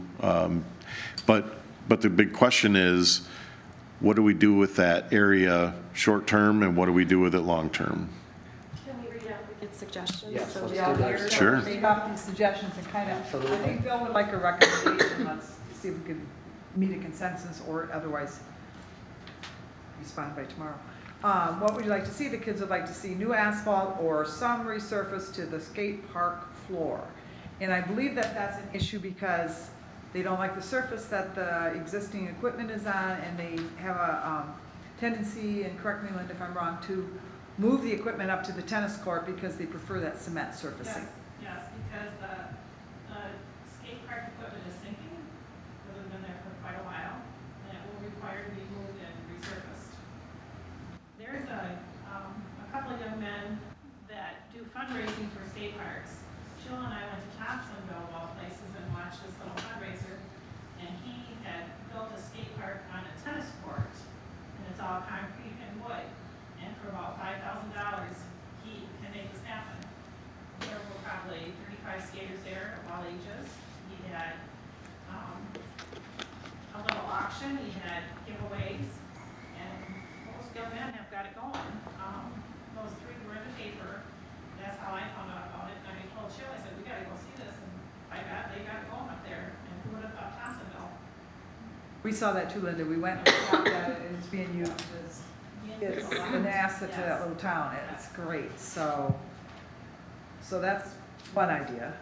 The other one is go-karts and a splash pad. Oh, This is, and volleyball or more, what was that? More, I don't know that those kids even know what pickleball is. volleyball net or more something deed, that makes sense. standard deed. There's a lot of kids that play tennis up there yet. Sand? And one said Sand. fix the tennis courts, one says resurface, another one said resurface the skate park. And then Bill had brought in, or emailed, which was good, his idea, and he showed a gazebo with the exercise, the stationary equipment like we had talked about before. I think Nick Szymanski had brought that up, and it was about the stationary, and they have this up in Glen Arbor, like a little workstations. This goes over, and this might be an idea just because, you know, you have phys ed classes there.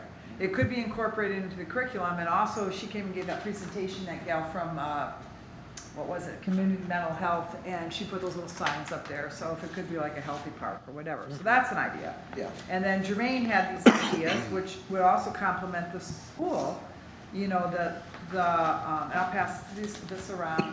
And this is like a stationary concrete permanent, and they showed this chess set and,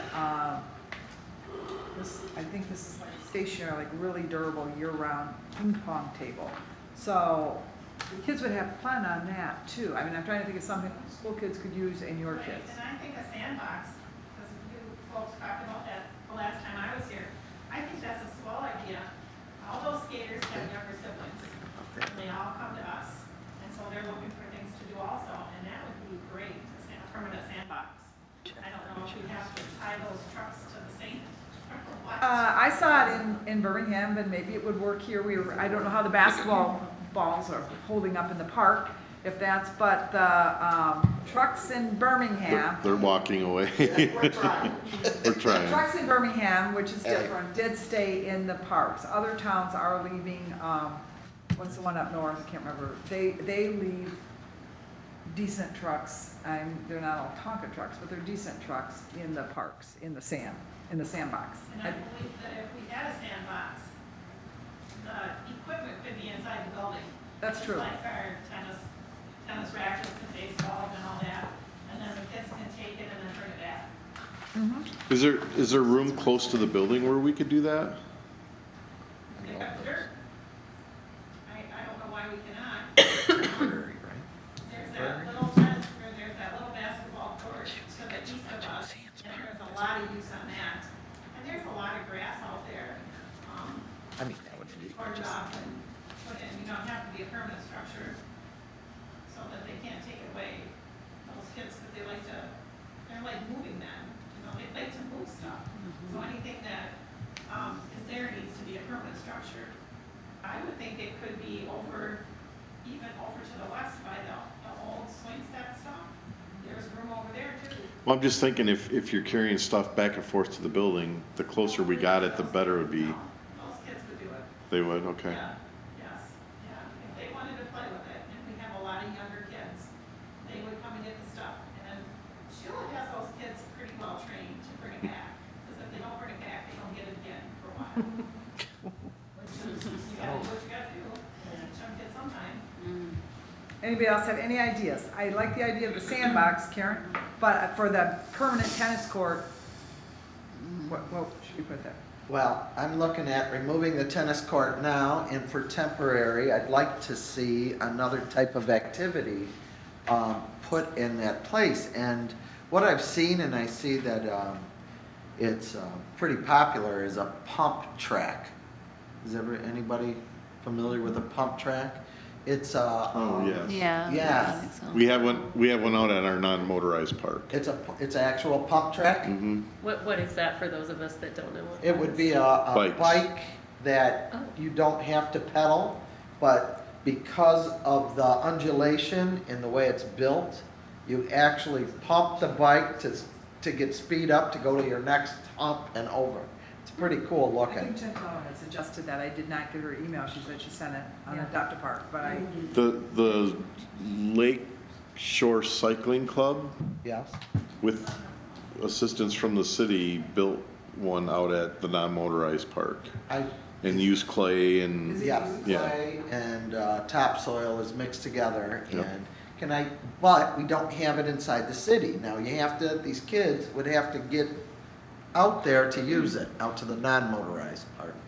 I was just thinking, because it's temporary, it can be decommissioned fairly easily because it's dirt and clay, And so a permanent structure could be put in after. I was just trying to figure out some things that were non-permanent, maybe see if there's, an interest in it anyway. But I was thinking that or an RC track, But the RC, now again, we have to provide the cars, I would think, because I wouldn't want to build anything that was out of the realm of a child using. Well, it could be Exactly. in the community center, Exactly. and they could maintain it and watch it. That was my idea. I guess because we have a skate park, kind of, mostly, and it's having issues, and that should be something I think we want to continue and improve it. And, maybe we can't make a real skate park with solid things, but maybe we could at least put in a good surface for them, use the current equipment as a starting point, because we have it there. And it's a start, and, basically you're talking concrete kind of thing. I don't know where you put it exactly, because you might want to put it in a different area if you're going to start from scratch with a surface. I don't know. But I guess I'd like to see that piece continue. I got it. Well, I would love to see a brand-new concrete skate park down at the beach for the kids. They're awesome, and the kids have so much fun with them. So I don't know if you want to put money into it there, and then, if we could possibly find funding for that. Where would you put one down there, though? Either. We'll talk about that later. We can look at our aerial Well, views, right? I guess combining it with the stuff that's already there, that we have people, keep an eye on it, is a benefit too. The other thing, once that school gets that turnaround built and in place, 12th Street is going to become, right now it's kind of a sleepy street. 12th Street is going to have some activity with much more than I think than it has with, the turnaround. I think the turnaround at the school doesn't, I don't know if it's the entrance or the out, but they're going to have a bus turnaround there. They're going to put a sidewalk. On Robinson Street. I believe so. It's going to enter Robinson. It does. Lot 6. They enter off of Robinson and exit off of Robinson. Okay. And then there is an exit for cars at 6th and Oak Street. So, the sidewalk had been approved, I think, at that one Sands Park board meeting. Yes. Along Robinson, maybe with excavation or whatever, maybe you don't want to put something small up there, but you might not want those kids doing something like volleyball if it's gonna go out, I don't know, I'm just Yeah, you'd have to that fence it. whole neighborhood's gonna change a little bit with that, I don't know. Wouldn't it make more sense, though, with whatever we're gonna do, to not have to do it twice? I mean, not to spend money and then tear it down again later? I mean, See, in my opinion, I think we should be looking for some short-term things, activities that the kids would actually do and enjoy. And then if there's something that's got a bigger, like a volleyball net and maybe some pickle. it doesn't cost much. That doesn't cost much. And then if you've got a project that's a $50,000, $100,000, whatever that is, then we've got some time to plan that, figure out what is the best fit for that location that we don't have in others, and then figure out how to fund it. I have a question. If we did something like Jermaine was suggesting with the kind of permanent-ish chess, and I was thinking, do the kids like lawn games, like cornhole? What do you call those Cornhole. things? We don't do lawn darts anymore, do they do those? No, That's what I not like. jarts, yeah, Yeah. don't do 'em, yeah. But they're kind of bocce ball, or, Yeah. or a little, can you do a little mini golf? I don't know if you can even do mini golf on Oh, I bet you could. a city park area, but are we thinking things that have to be movable, because at some point we're gonna put tennis courts there again? Well, I think you've got a clean slate, right? You've got a blank canvas and everybody's throwing out some ideas. And in my thought, what's that? Is it something temporary? that It doesn't will- have to be, but I think if whatever the community feels is best for that location is gonna take a couple of years to design, build, and fund, then we should come up with something, well, what can we do very inexpensively to give the kids something to do? I mean, and I've told you that when I was down there, I was shocked at how many kids came down and went in and got tennis balls and rackets and started playing, and it was really cool. And I hate to take that away, Right. No, right. but it's necessary. But so let's give them something else back. I think Karen's idea is a good idea, but is that something that you think the kids would enjoy? I think they would like the mini golf or the cornhole. Yeah, those kids are active kids. We have a lot of inside things to do, but kids don't do board games anymore unless you're 5. And you want to sit with the old ladies at the table and talk about it. They want to be outside running and jumping and playing, and they like all that outdoor activity. I mean, I'm, We can give them, the better off they are to be away Right. from River Street and away from the highway and running the streets and. the tetherball, if you've watched them at the beaches, they're never, unless they're broke, they are in use every time I'm down there in the day and evening. And the one at Fifth Avenue kept tearing the ball, and so Mickey's put a grommet on that, which has held up now, so. But that's a very low-cost item, you know, that has tremendous amount of use at the beaches. Didn't they used to have at Jefferson that thing, I don't know what this game was called, didn't you put it, you made the hoop and it came out on 3 sides, where you Oh, stood I know. around it? Yeah, you That's throw a really ball cheap. in it, You and throw then a you- ball in it, it comes out. Oh, it's little yeah, shoots it. those are cool. Yeah, like that, that's not very expensive. With When are the the- courts scheduled to be taken down at Sands Park? Just as soon as I can get the documents from the engineers and bid it out. It'll be sometime this year, So, I mean, like September? October? probably. I would think September is a safe bet. No sooner than September.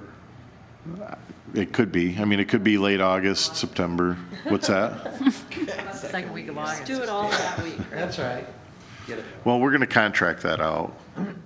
Because what the scope is to remove the courts and everything there, and then put some fill on the slope along Robinson so that we've got a safe place to build a sidewalk along there, and then that'll connect with all the new school improvements when that gets built.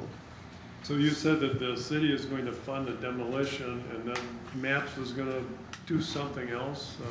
Well, I budgeted for the whole project. Let me back that up. I requested from city council the funds to do the demolition, and at the last Sands Park Control Board meeting, which Mr. Pratt and I are the city representatives, and then the school has 2 representatives. It's a school board member and the superintendent. But the superintendent offered to split the cost with the demo with the city. So then I said, That well, was that requested by you? what's that? Was that requested by you? He offered it before I requested it. Thank you. Good. Then I said, well, if the city, or if the school is gonna pay for half of that demolition, we've talked about the sidewalk and we haven't discussed who's gonna fund that. Why don't we put the sidewalk with the demolition, and the city's funds that are budgeted are enough for our half? Would the school be willing to do their half? And he said yes. So that's how we're proceeding right now. So what should we get back to suggest? Well, I like the idea of some short-term things right away, so the kids have something right away. But then we need a long-term plan. And I don't know, I still think we need a decent set of tennis courts someplace. And pickleball would be nice. So, Well, short term, do we want to suggest because we could put them elsewhere when they're done. The tetherball could go over to, Duffy, Mac Park. I mean, it's not like we'd throw it away. And you might leave it. Volleyball net, or? Yeah, volleyball net, the sandbox. Would there be money to invest, like, in some activities for them? If we're just basically gonna give them grass and a sand for volleyball, and could we invest in things like, I don't know, bocce ball, those Right. cornrows and different activities that they could take to a grassy lawn area too? and this ping pong table. That's a great. Yeah, that'd be good. Jermaine suggested was kind of cool. Liz, Yeah. would this be an appropriate time for me to make a recommendation or yeah, just, I'd like to make a motion. Go ahead, John, we're real close to being, First, I want to read a statement. Manistee taxpayers pay taxes to the city of Manistee and Manistee area public schools. Parks are located on Manistee city property, Manistee area public school property, and property owned jointly by the city of Manistee and MAPS. Manistee Parks Commission is responsible for representing the taxpayers' interest in Manistee parks. This includes maintenance, acquisition, and preservation of parkland. I haven't said anything new yet to anybody. City council members elected by taxpayers must approve Parks Commission recommendations. Manistee parks are currently undergoing the greatest transition since the 50s. Hampton Inn increases the population density at First Street Beach by 300 people. If it's fully occupied, this reduces access to facilities. Sands Park tennis courts will be torn down. This reduces access to facilities. Jefferson Elementary School building will be torn down. This reduces, and Manistee area public schools is selling Jefferson Parkland. This reduces taxpayers' access to parkland. Today's park decisions will affect many future generations. A comprehensive plan could incorporate the once-in-a-lifetime changes in Manistee parkland while addressing the needs of the community. Planning and financing can be coordinated with the city government, Manistee area public schools, grants, and the private sector. I motion to develop a plan. And the other thing is, you mentioned that there's, the city manager is looking at a beach plan. So this could be coordinated along with that. I motion to develop a plan, 2 phases. This is my motion. 1, identify status of all parkland owned by taxpayers of Manistee, size, location, and uses. 2, identify unmet park and recreation needs in the community. 3, identify potential funding sources, taxes, private donations, and grants. The first phase is the development of specific recommendations for an actionable plan to be presented at the August Parkland Parks Commission meeting. 5, actionable plan to be presented at September Park Commission meeting. So in other words, in August, we've met with everybody on the commission here has presented their ideas to me. I'm going to develop, if this motion is approved, I will be happy to develop the computer program so that we can collate all this information and add it up so we know what we've got, and include the volunteer past involvement. So I would need everybody's input for that. Dollar amounts, hours, and specifically what you've done. After the August meeting, we'll be able to provide some direction for a specific actionable plan. And then we can look at that plan in September. That's my motion. I've got a question. I guess the county has that 5-year plan. It's, The county, basically, I've looked at that. Yeah. It doesn't talk about recreational needs in the city specifically. It's mostly boating and camping and hiking. But there is some city pieces in there. There is, but it So- doesn't help us much. right. So this would be in addition to, that's what I'm trying to. Oh, sure, I mean, it's something that's, I have, everybody's talking, they're gumming it up like crazy, this, that, and the other thing, but we don't have a plan. Right, right. If there's a plan, I haven't seen it, and I'm happy to do it. That's my motion, and I've got it written up, and you can take a look at it. If you don't like it, that's fine. Well, I guess, would we take those, the question I have is, would we take those pieces from the county recreation plan and at least look at them and see if? Sure, of Okay, course. all right. Anything, Sounds good to you me. know, I mean, I think we need to get as much information as we possibly can. Like, for example, I had no idea what you're doing down at Sands Park already, and some of the ideas that you already have.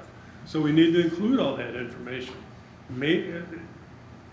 Everybody's not gonna get everything that they want, but at least we want them to know that they've been considered and why they didn't get what they want. So would this be like a 5-year plan that we would continually update and It carry could be. forward? It could be. That would be in the recommendation in August. So in August, you say, well, we're gonna have a 5-year plan. So then in September, you say, okay, yeah, it's a 5-year plan. Or maybe we've decided it's a 10-year plan. And these are the funding sources that we're gonna use to get there to the end. And these are the short-term steps that we're gonna take in the meantime. I mean, that's just me. It's a nerdy thing to do, but I'll do it. I think it's a really organized way to look, to try to gather data together, what the needs are and what we have I mean, and what we want. I'm not gonna sit there and say, well, you gotta do that, no. But I think, I hate to go back to the bylaws all the time, but I spent a lot of time on it, so I kind of, it sparked something in my head, like one of our, Section 8, our duties are to review the City of Manistee Parks Master Plan, which we don't have a current one, right? We do. We We have do. a current City Parks Master Plan for 2023? That's part of the one that Or the county she's one? talking, that's the city's master plan is part of all the other municipalities in the county. Okay, but every 4 years, we're supposed to provide Parks Commission recommendations to City Council about what we think should be included in the master plan. I'm willing to be compliant with anything that you think that we need. No, I mean, that's a really good segue into completing that Oh, I task, see. to have the information, what our needs are and what our goals should be. And Tim- whatever master plan we've got, I mean, Make those we just need to go, somebody needs to do it, and I'll do it. Tim, correct me if I'm wrong, but the Parks Commission updated that 3 years ago, right? Because then that had made us eligible for the DNR grant in the last 2 years. Yeah. But that did not, like what we just talked about prior to you bringing that up, why you brought it up, I mean, at this point was, we're saying, what do we need? And we're just grabbing at straws Exactly. for something to get back to Bill because we need Exactly. something done in that park. I haven't given any ideas of things that we could do, but one idea is if we want extra tennis courts, we can put them right where the tennis courts are now, 2 more, and you could put in 4 pickleball courts, so the new tennis courts would be multi-use. Economy, I don't want to spend a lot of money, even though it's not mine. But I mean, whatever you do, I don't Yeah, care. I mean, whether it's tennis courts, whether it's pickleball, tetherball, volleyball, we should know where we think that would be a good idea. I mean, it's like we're grabbing at straws, like, another example is, I mentioned the basketball at First Street just because it went down there before I came here. But Fifth Avenue has a greater need. They only have one and it's not so hot. And I know, Yeah, that there's one is non-existent and it's like, no, so that should be, we should know. And do we just want one or do we want to give them 2 down there? And so, yeah, this should be a little bit more planned out and we shouldn't be saying, well, we got to know tonight and let Bill know. That's like, It's been the issue. yes, it's been an issue, sure. Yeah, last minute planning. And John brings up a good And we need to know what the priorities are at what point we're doing what. Because the countywide plan is Very cumbersome and it's big. Yeah. Maybe having a summary would help. Pull out the city separate. from the Yeah, county. yeah, that would make sense. Well, the big thing is, we got that Jefferson School property, and we gotta figure out what, I think we have a responsibility to make some recommendations. Because you have a lot of people in the community that would like to see that be a park as the school system promised it would be when we passed the millage.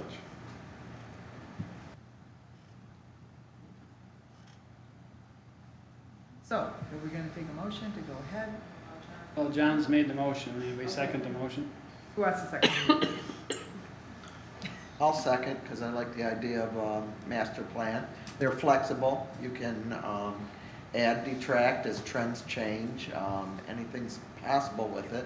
But if we get funding for any one of our parks, we have an idea of what it is that we want already and where that placement would be in the park. And then it's a comprehensive park design is what I would like to see. So I agree with you on that. A work session on that, John, do you think? Oh, yeah. Oh, yeah. Okay, the motion's on the table, it was supported by Karen, and all in favor, I think we can just say aye, or do you want a roll call vote? I think just an aye vote is fine. Aye. Aye. Aye. Aye. Okay, John, thank you, and move forward. Thank you, on that. yeah, for taking that on. Thank you. Because- Okay, the next thing is Kelly had Okay, the next thing was, and we've looked at this before, very comprehensive. Kelly, why don't you talk about it? Yeah, and we did talk about this in 2022. It's the priorities and needs. And it basically coincides with what John was just talking about. But this is in terms of maintenance and cleaning, beautification. So once again, we need a plan. We need to go to each park and know what it is that we need to do and what the plan is moving forward on that as well. So I did email everybody again the priorities and needs list, and I think that we need a work session on that as well.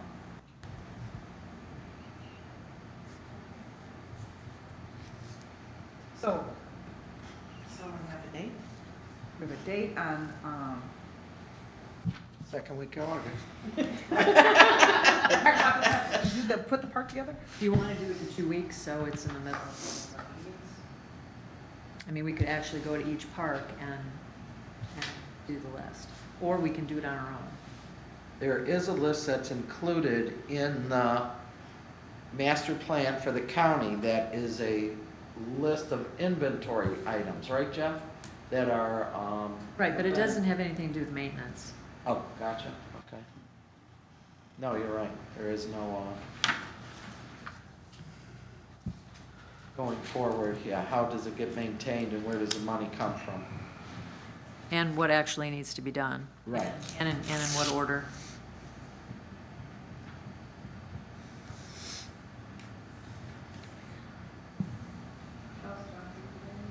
What would be 2 weeks from today? Will you be back by then? The book calendar. August 3rd. 2 weeks. You won't be back by then? Whenever you're back. I mean, it doesn't have to be on a Thursday, does it? Yeah. So now, we have to remember that we'll have to go through all the steps and take minutes and everything. Right, you definitely do.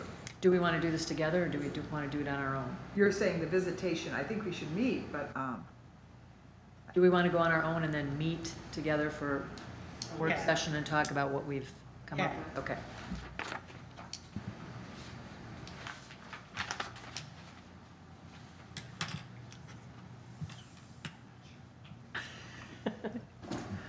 someone's passing this, what was that for? John? Oh, John, okay. Got it. Let's see. Would you mind waiting till the following week, or Yeah, whatever works. you tell me? No, What date works on the week of August 7th, you want to do the Thursday, the 10th? 5:30 again? 5:30.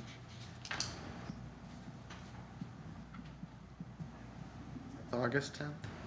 What date? It's gotta be August. Thursday, It's August. a Thursday, 5:30. 3 Yeah. weeks. Do we have to do that here?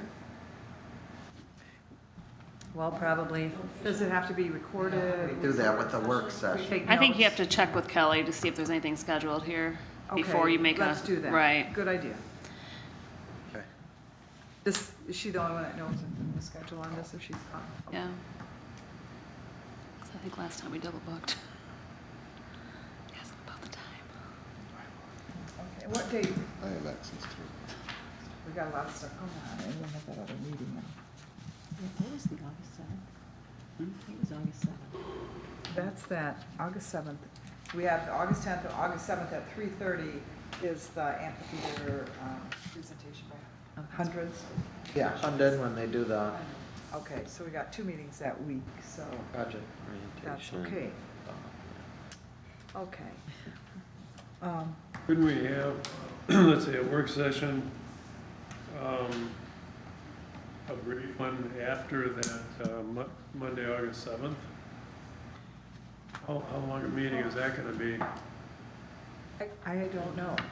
But that's downtown, isn't it? Either that or maybe have one at 2:30. Basically, I see what you're saying. what I'd like to do is just kind of lay out, and what I'll do is lay out how I think we ought to proceed, and if you have any objections, sure, let me know. I mean, nothing's in stone as far as I'm concerned. I just want to get going.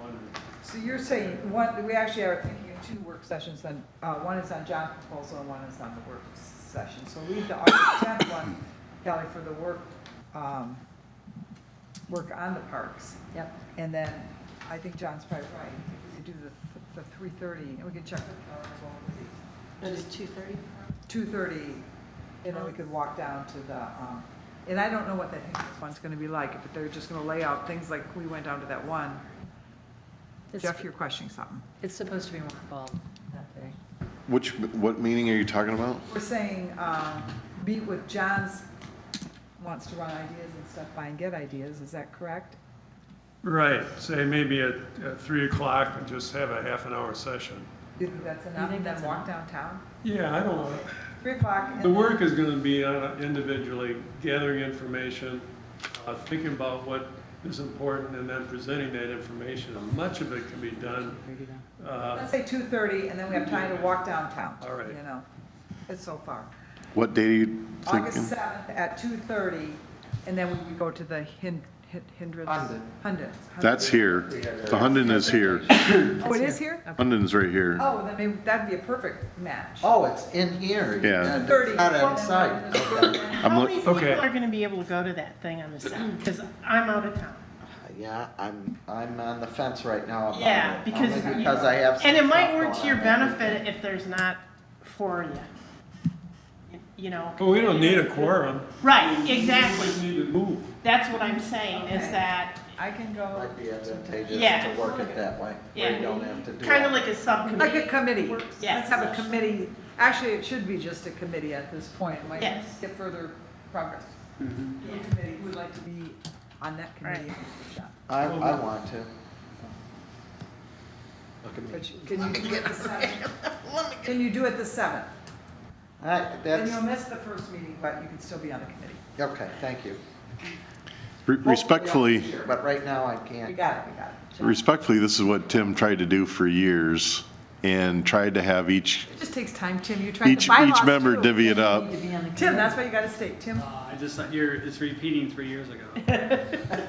No, it's nice to see it moving. Yeah.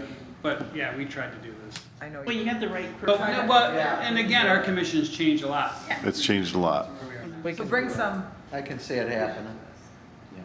So what I'll do is I'm gonna send everybody an email all at the And then same time, respond. so you know exactly what I'm thinking, and then you can respond to the group. And then if I'm doing something completely ridiculous, let me know right away. Either that. We have to be very careful about the whole group communicating outside of a public meeting through email. That's what Laney was trying to say, yeah. So it might be advantageous for us to meet 3 at a time, Yeah, One. right? Isn't that what you were getting at? yeah. Well, you can send out the information, you just don't want deliberation. right. Oh, okay. Can't have back and forth, going back and forth. Okay. You can't have comments back and forth, yeah. Okay, that's fine, yeah. Okay. And then we'll still have the 10th, August 10th, 5:31. Okay, we better move on. Restrooms in the parks. I got a couple calls on the one on Duffy, and they just didn't think that they were clean enough for the kids over there. And it's hard to keep them because they are clean, they are kids, but I think we can do better on the bathrooms because we are judged by the bathrooms. You're in there, and I judge other communities by their bathrooms, so I don't know how we do it, but Jeff, I don't know, what do you think? I mean, if we could just, the Duffy one, they said that they were dirty and the kids, and they did not want the kids, two people called me, to be honest, and they just said they should be kept clean. How are those serviced? Do we have somebody that just services the restrooms from, and I don't know where that person would be from, Mickey assigns 2 people every day every day? to clean every bathroom. once, or how many times a day does it get? every morning. Every morning? Do they actually scrub them or just gather trash, or do they have a checklist? How are they? We should check how they're checked because, you know, are they? I wouldn't say they're scrubbed, but they're mopped and Okay. cleaned and sprayed down and wiped and, But it only occurs once a day. Is there a way that maybe we? Because this wasn't, I think they're More than once a insinuating day during that this? it wasn't clean. not when It you've wasn't- got 14 facilities to clean. That's what, yeah, 2 people on 14 facilities. If they Right, spend no, I know. 30 minutes. Could those be subcontracted out? So, I mean, that's all the company does is clean the public restrooms? Is that an option? Possibly. Is that a union type thing that, is that? No, something- we've contracted things out before. Okay. If you're using 2 guys every day to do it, it seems like there'd be justification for a, you know, Are they the kids? Well, we'll hire each Are they the kids that do it, or are they the permanent? I believe he has summer help that does it during the week. Union employee does the main ones on the weekends, downtown and the beaches. Do they have a checklist that they go off of and they initial when it's done, or how? I don't think they're initialing anything, no. I think Mickey follows up and checks them. Okay. The other thing could be a sticker that says, if this restroom is in need of assistance or attention, call this number, but I don't know who that number would be, not mine. They are calling me. I mean, I heard this. You're getting it all the time, yeah. I'm not bringing toilet paper down there, but no, they do. I get the calls on the restroom, so Okay, it's I like, gotcha. they look it up, and it's like, okay. And I know the people, some of them are calling me, but they're just saying, Liz, you gotta get these cleaners, so. Could we look into subcontracting? How would we do that? It would be very expensive, but we could look into it.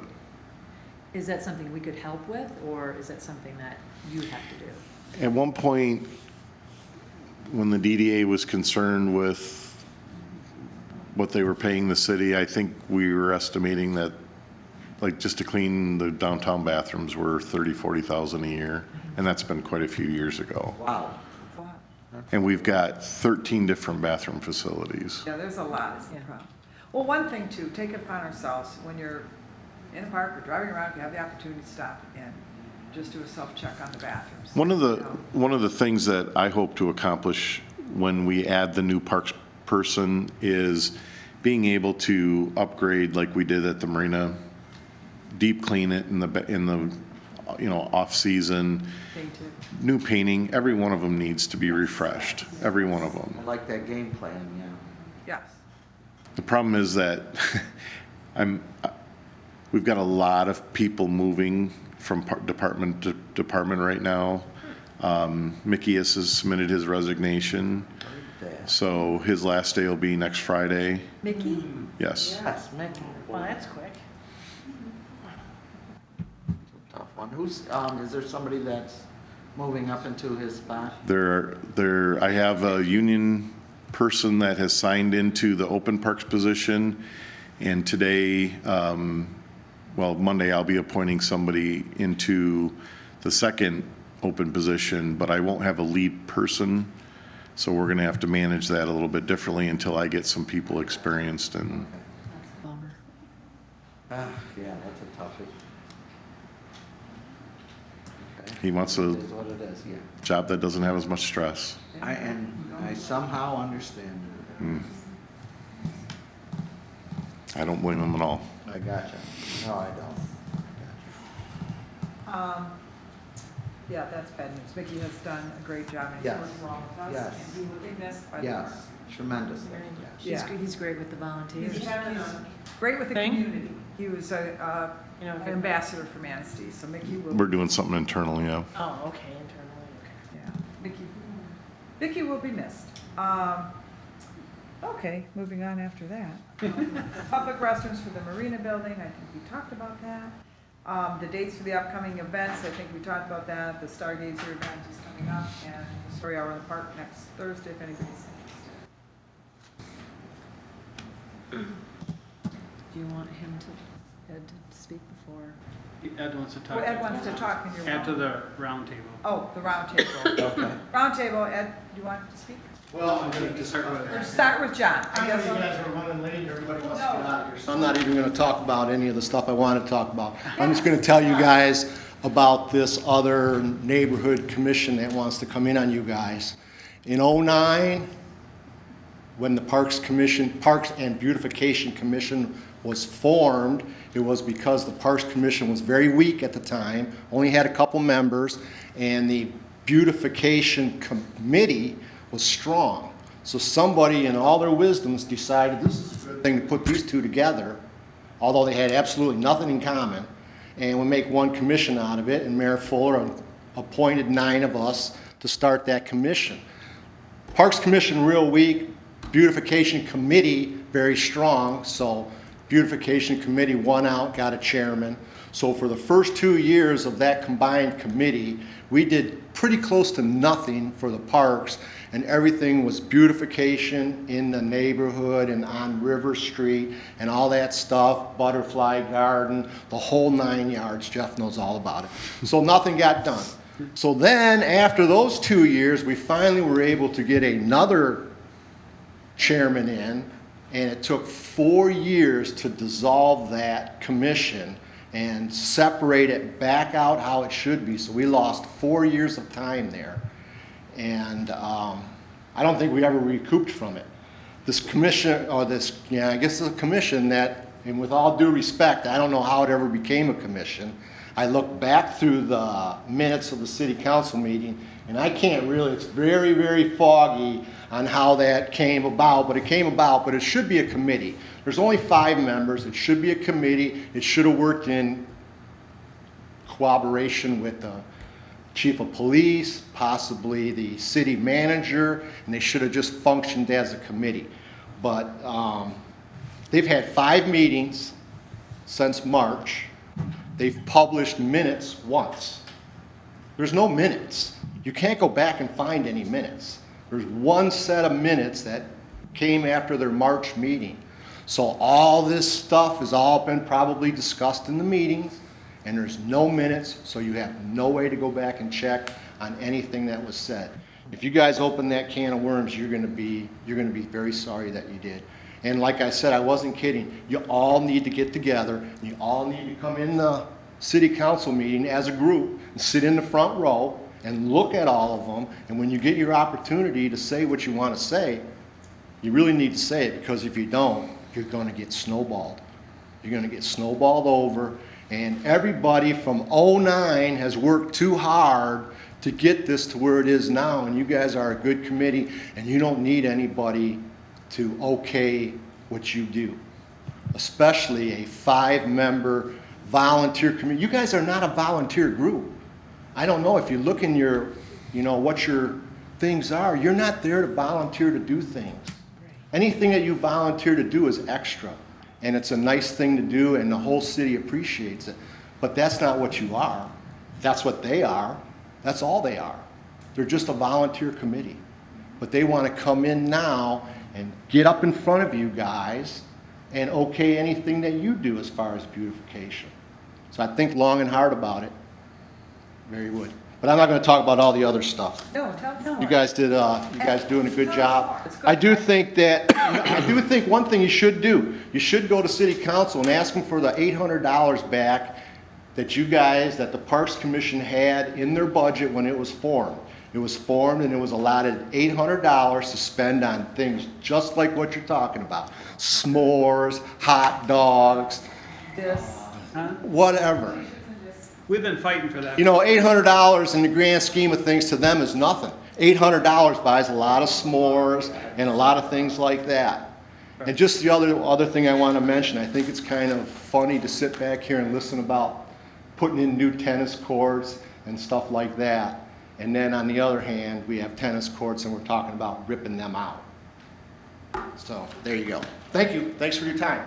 Ed, did you want to say anything about the playground equipment at Fifth Avenue? Oh, yes, please. I'm just waiting. Barb and I are waiting. And when we get the stuff to go, we'll go. Slow but sure. I thought you got the paint. Yeah, we No, I don't thought have anything yet. I don't have anything yet. But Jeff said he was going to have Mickey drop it by, so. Okay, Maybe you'll drop let's it talk. by, I I thought guess. that you did have the paint, and I thought it was started even. Yeah. No, We did. Okay, I don't even know what the colors are. Like I said, it doesn't matter to me the colors. The only reason I brought up the colors in the first place was because everything is so worn out now. Right. That you can go with anything you want. And it'll be like brand new. So- It was red, white, and blue for years and years and years, red, white, and blue. Could That's we what you talk want to do. about the colors for a minute as a commission then? Whatever they drop off, Barb and I will put on. The paint's already bought. And it's red, white. Cool. I think he was supposed to call Ed. He said he called Ed. so I don't know. so who has the paint? Because we need to Mick. get it to Ed then. If the paint's bought, Yeah. Yeah, and if Mickey wants to drop it off, I'll be leaving for a couple days, but I'll leave my garage unlocked. He can back in, throw it in, he knows. He's, Well, are those the he is colors- trying, listen, in defense of Mickey, he's trying to get so much stuff done Before he leaves. I know that. But Katie just said he did buy the paint. He's supposed to get a hold of Ed, but I'll take care of that. okay, either delivered or somehow Ed. Yeah. We want to get you the So paint. who chose the color then? Was it you who chose the colors? When Ed and I talked and he said it used to be red, white, and blue, and I said, let's just go back to that. Okay. And we did get the direct to metal paint. We got the right paint. I'm all about that. It's not just Can I just say- normal paint. It's paint that you can paint on metal. Can I say something? He said it was the good. I'm sure that. Here's the paint. Yeah, I think. It's not Mickey's I first think time, so. Yeah. We just want to make sure it stays on. If those aren't the color, I'm sensing that those are not the colors that we suggested. I wasn't the one to make that. But if that's not the right colors, can we use those potentially somewhere else, like at Mac Park or one of the other parks, if there was already a plan for something else? Do you know what I'm saying? No. The colors were already decided. No, I don't, You guys suggested colors. Yeah. there was suggestions, but I don't really think that anybody ever was solid on what the colors were gonna Like, be. it's- Other than talking to Mickey the next day after the meeting, I did meet Mickey out there and we took the guide wires off the trees and we did all that. And at that time, we loosened up the nut for the flagpole. And he told me that the new theme around town with that kind of stuff was white. So we were gonna paint the flagpole white. So, but that's what we're talking about with a plan. You know, like if we had a plan in place, then we know Exactly. what everything is Either supposed to Mickey's got the paint or he doesn't. Right, but I meant for the future, John. That's what. Yeah, for the Brooke future. said, Let's get the paint to him and paint it. Ed's been patient, waiting through this whole meeting. Right. Thank you. Thank you. Paint. Go ahead, Kelly. What I'm saying is, we have to have a plan in place, because then things don't match, and they don't look cohesive, and it doesn't look like we have tried hard to, we're saying go and paint that, John. We're not saying change Yeah. the paint. Oh, okay, all right. Yeah. What we're saying is. Moving forward, if there's something In the that, future, we should have a plan. And that's what you were saying. Done? that's not what Is Karen. meeting over? Round table real That's, quick. that's not what Karen and I were saying. Done. Oh, okay. That's No, not, no, that's not what we were. Okay, then say. We were saying if Kelly had a suggested color, it wasn't And it- Kelly, it was a number of us. right, it was just me, I don't know who it was, but if it hasn't been done yet, and we know we also need to paint Morton Park and Mac Park, That's not political. would there be an opportunity for us to use that at one of the other parks if we have now the opportunity to do the chosen colors at Fifth Avenue? Does that make sense? That's up to the. it does, but it holds up Ed and his wife from I was paint. I need a couple days now anyways. I can't do anything until next It's- week now. Not a request, it's just throwing out an I got it, idea. yeah. I just don't, you know. Mickey's gonna be gone. Yeah. I think that's probably a Jeff question. Or are we good with red, white, and blue? Is that okay, or should we? What was the Good color idea. you recall it being suggested? I'm curious now. Just more neutral, I think, just like a sand color with red is what you're thinking, right? The recommendation was to paint it like a tan color so that it blends in with the beach and then the tops of it be red.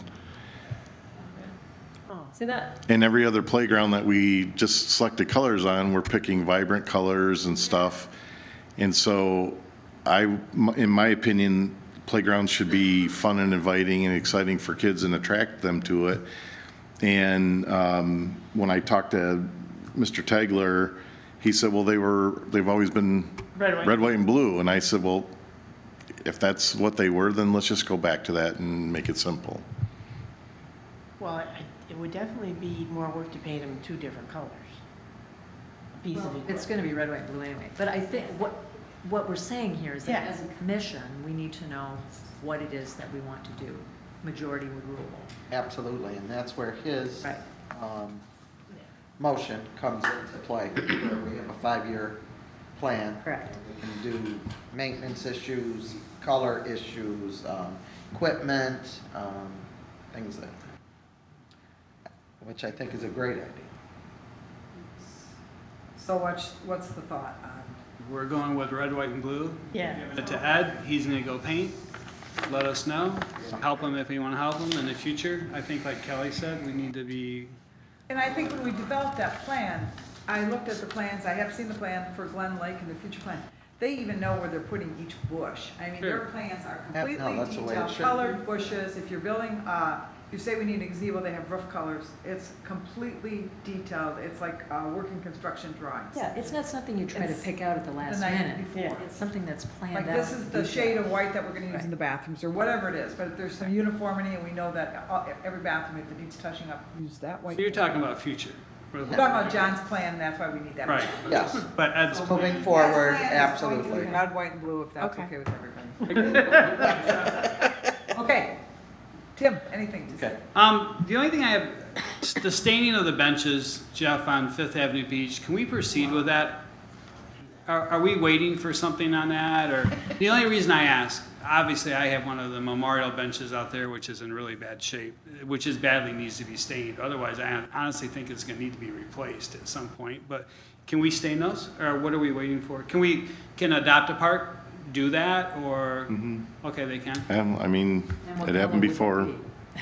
Well, that's what, I think, Ed, you got suggestions on that? Just respectfully, He wants to keep them all uniform. the newest one there is what, 2 years, 3 years old? I mean, they just bleach and they almost have to be done every year. So is the consensus, because we need to move forward with that too, because that's been stalled for quite a while. And it's not Jeff's fault, it's not Ed's fault, but. Well, we restained every bench in the system 2 winters ago. Yeah. But can we help you now this year with what it needs to be? I mean, Last winter, we did picnic tables, so we're gonna have to start benches again. I mean, there's That works. 80 benches that we restained. but with Fifth Avenue Beach Adopt a Park, does he have the authority to stain the benches when we give him the stained color? Or we approve that color? I'm sure that'd be fine. So get with, who's the stain people? I'm not saying that. We have the stain at.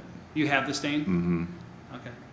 So then so when Ed gets delivered the red, white, and blue paint, we can get the stain? And Well, when we redo them, we sand them down, clean them up, and then restain them. We disassemble them so that they're stained all the way through and all the way around.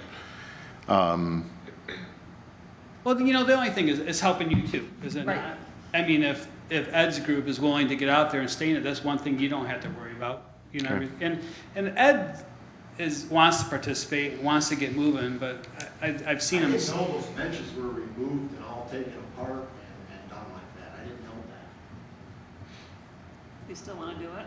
So I guess the question is, you're okay, Jeff, with moving ahead, giving Ed permission to stain the Just Well, benches? when the ones on the Riverwalk were done, they weren't disassembled, but then when we went through and did them all, we did, because the undersides weren't done in the backs but those are, the ones that Tim's referring to are much easier to get to. Yeah, there's 5 of them, and I know that you want to keep them all within the same. Ed, when did you come to us asking or wanting to paint the playground equipment? How long ago was That was that? an April meeting. It was in the spring, yes. Before the- And, I mean, with all due respect, this is July. So, like, what takes so long to move to the point of making things look better? I asked for recommendations on the colors. I got one response, and then I didn't hear anything. And then we had a conversation, and you said, well, we had a whole group that came out there and confirmed that. I went to Ed and said, I'm waiting to hear back from the group. I think that was around the 4th of July. Yeah. And then after we had that conversation, then I went back and talked to Ed again, And then I told Mickey to order the paint. So we took that long to get color suggestions to you? Well, Kelly was the only one that responded to the request. Yeah, I didn't see the request. But I don't know if you guys were the ones that were approving. I think it was you two, was it not?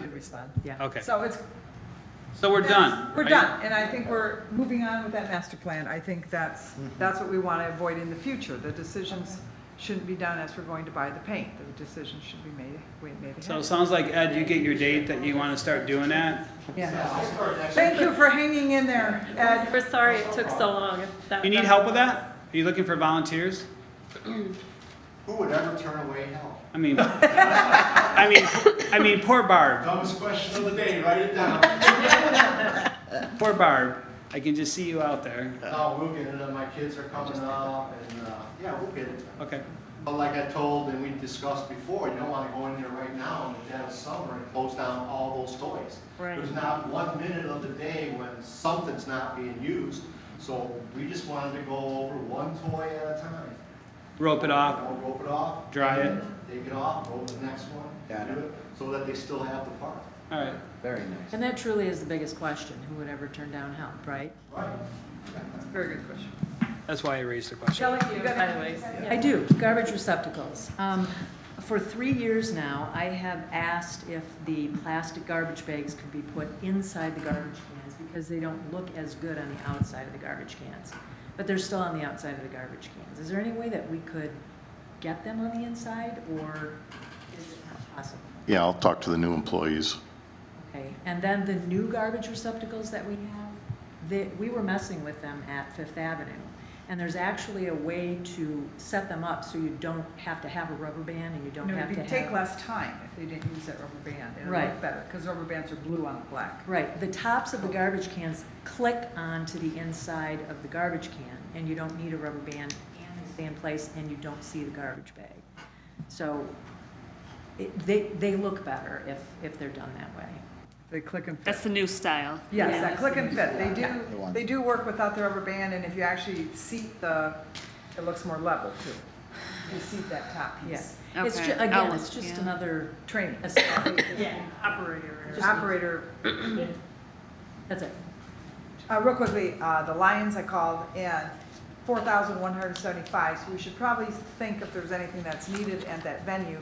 I asked for a general ledger, and was told I couldn't get it, that I could FOIA the general ledger because it had information on it, like names and stuff, but yet we did get this thing. There was an incident today that 2 people called me and regarding that they thought that it was booked on the same date. It turned out it was not the city's fault. One of the potential renters who rented it, they both thought they rented it for picnics tonight, and actually the one person misspoke, and they had rented it for last, and it was, I see it on the schedule. It was, the week before, They had last week. rented it for the Yeah. week before. Yeah. But the real issue is, we're still doing this, have to come in and bring a check, and had this been online, that date would have been blocked out. They couldn't have done it, you know, I mean, yeah, they would have seen it, they would have they would notice that the date was missing, like on a normal thing. We asked when it went, that we went to the system that they paid for that. They implemented it, and they said, yeah, within 2 months. So wasn't it 2 months that we were gonna have this online? It wasn't that big a deal. Other cities do it online, and so then you can book your wedding from Detroit, see what's available, and give your Visa card. We're still having them bring in checks and drop them off For 2 years, for right? 2 years, and it's like, and I don't know, that just is like, makes us look behind the 8 ball, so. And it's only a tentative agreement until they come and physically present a check, right? I don't It's even know like a all tentative that. reservation, and then you have to bring. Well, they a check booked and the then wrong you date can- on their contract. So, I mean, I don't think it had anything to do with I'm booking not days. saying- I don't No, think that- it did not, I'm just, That's it not- did not. They booked the Right, wrong date, they know right. they made a mistake. Right. But that might not have happened had it been online and been blocked out. I'm just saying, maybe it's separate issues. Like maybe Right, I think, hotel room. yeah. But it's still time. I mean, you don't do it. The Hampton isn't saying bring your check from Detroit 2 weeks before. You're able to book online. You know, that's just it's just a sign of the times, that if Hampton said, bring us a drop off a check, you'd get no business. I just think. It is, it needs to be pushed. We can do better, and we need to do better. It's long enough. And to not get the general ledger, that's like, and if you said that there was names on it, block out the names. So we were just wanting to know if there was any disbursements out of that. That was just, Push it. you know, and it wasn't like we were gonna publish it. We're part of the commission. I thought that was just funny. The FOIA request was like, oh. Yeah, I don't know. That was, they told me to FOIA it if I wanted to have the general ledger for one account, which was the Lions Pavilion, to see. So we should reflect it in the notes that there's 4,175, and then, you know, but Is that from this year? What about last year? we don't know. And I don't think there's carryovers, and that's private. My understanding was that it did carry over. We used to Yeah. get reports, and they used to give us the general ledger, but now that's changed. We used to get the general ledger. Who did you talk to? It was 4,000. Kaylee told me, no, I called. And now we have a new accountant, so They maybe called she back can and help. said we can't get get that the together. general, and I did ask for Good the city's idea. general ledger. Well, I know should be that Lorraine that does all that booking and stuff, I know she's on vacation this week as well. Okay. But she doesn't do the ledgers. She doesn't That do would the be ledgers. accounting. That would be Ed and It would be helpful Laura, to see the new that, Laura. and Yeah, then, but that's where I've always, when they've asked how much money has been, how many reservations, how much has it raised, she's provided me that Yeah. before. and she provided the number, but I still think that I don't think we're asking anything. No, that's why we did what we did. And, That's how we you know, said a it. year ago, you could just put your name up and say Joe Smith's getting married So- October 7th, and the whole town knew and said, well, I wonder who Joe's So- marrying. so And you're- now, the commission can't even get So it. you're specifically looking for how much money is in the account?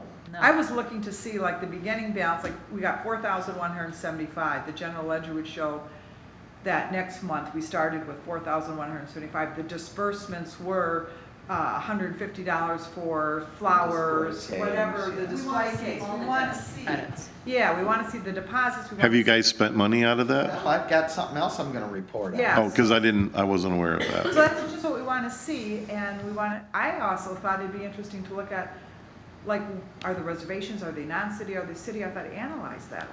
So anyways, it was just a thought, and I was surprised that, Online- oh yeah. And maybe with the new Laura in the accounts payable, she's doing some accounting, maybe that's something that her and Ed can put together Yeah. for you guys. If they've done it in the past, maybe they can. do it I'm again. sure we can get you that information. Yeah, yeah. Maybe we can talk next week and I can work with Mr. Bradford and we can get what you need. Yeah. You shouldn't have to FOIA stuff like that. That commission should have. And I don't want to see their names, but block them off. Right. Karen. Yes, I only have a suggestion for next summer, because our events have been going so well. I thought if we can get the movies in the park, I know we wanted to do that this summer and that didn't happen, but if we can try to do that, that would be really fun. And the other I thought of was if we could do like a Saturday morning yoga in the park, if we know anyone who does yoga. That would be That would be great. Boy, there was about 50 people out at the Armory in the morning doing, Always. Doing what? It's That would be Mary Kay. great to do in the or park. something similar. I don't know. Okay, so I don't know if we can talk to someone at the yoga, there's a Oh, that yoga would be studio. cool. Well, she kind of stretches, do they still do that, Jeff, by Fifth Avenue, that The stretches? Tai Tai Chi. Chi. Yeah, Tai Chi. 3 times a week. Yeah. Really? sell? So that exists? Yeah. Yeah. She does a great job, and it's attended. Okay. All ages. All of it. Yes, by Nice. all ages. Just don't make noise around Amen. them. Take them off their square. Yeah. Well, we should do a better job of posting the events. Because that's, we're and not organizing We that. don't have a little Who does parks that? calendar or anything that we should organize, and We need to do that. yes, we need to do that this winter, over the, yes. That's all, sorry, that was it. Karen. Me. I have put in, or Katie has put in the order for the, new planters that are gonna go in front of the Lions Pavilion on both sides of the main entrance. And I'm working with somebody to help us keep those nice and fresh. I don't have any particulars yet, but I'm working on it. The size is 40 inches wide by 14, or long by 14 inches wide and 30 inches high. And I think that's a good fit in there. And it's self-watering. So once you put water in, it's 15 gallons, and it'll help to keep the Keep it flowers fresh and One less thing. nice, white. There were, we went through Wheezy's and Wheezy's, yeah. So actually, they got me a great price on them. I was seeing it online for over 600. She got them for $4.75 per piece. Now, they're not cheap. I talked to Mickey about it because I wanted to make sure he was able to do whatever needed to be done. Because they do have to be winterized, which means all the water has to be drained out of this style here. Also, they can be picked up with a forklift. And I also spoke with him about having some type of structure underneath so it is level. Something like patio block, something along those lines. And he said well, okay, we might have to revisit that. The other thing I have is there's a AARP wants to help your community. Grants and fitness parks are improving life across America. Yes, I am an AARP member. I never would have thought. But I thought this might be a good way to look at one of our parks and figure out what park this type of program might fit into. That's what Bill suggested. Yeah, so this is something that's pretty cool, okay? So not only do the seniors get to use it, but anybody, okay? So that's kind of nice too. The other thing I did, which was real exciting to me, is I sat down and I spoke with Eric from the Manistee Recreation Association, and we're working at putting together an adult kickball league. So I'm really excited about this. Well, that's cool. Isn't that cool? We already maintain these diamonds, right? This would be very simple. It's got very little equipment to it. This is going to be a pilot program. I sat down with him today. We're going to meet next week. I'm excited about it. I think it's a good way to get some more activity and social activity in our parks. So stay tuned for more development on this. I do need to ask, who handles the permits for what parks are used at what time by what group? Yeah, because we couldn't figure out what day we could do this on. The Lions is the only one that has reservations, All day, every day? period. But what about the softball diamonds? Like you're. Like, we're gonna need, because this is an adult. First come, first serve. Well, see, that's It really gonna be is. hard What if there's a for league? us to do. Is there? Same thing. Same thing. They all have schedules though. And Yeah. It might take some research, you know? Yeah, well, can I say this? Why aren't they bringing their schedules to us or to the MRA so that we cohesively know who's playing where, what time, so that when we do want to develop some other programming and activities, we can look at a schedule or a permit, something, a calendar telling anything. Because that's the one thing that we have, and he said, that's a good question. And I said, I'll ask that tonight at our meeting. So, I don't know how this, if anybody can help me out with this, because we'd like to move forward with it. You must have some idea, because you know to cut the No, grass. look at, yeah.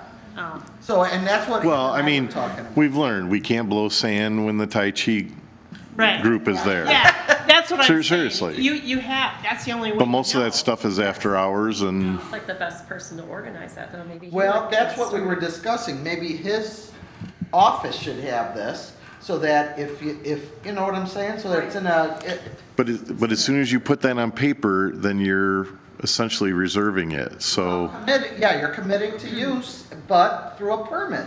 Now, why can't we have a permitting process where if I want to use for practice or anything, at least I have a permit, I write in there, Karen's baseball team has it from 3 to 4 on Friday. That way you know, okay, we can't use it during that time. The other options are available. That makes sense. that's a reservation. And Tim started the pilot program with the Lions No, the Lions is what Jeff with the was saying. extent to expand that, but That's actually in the goal.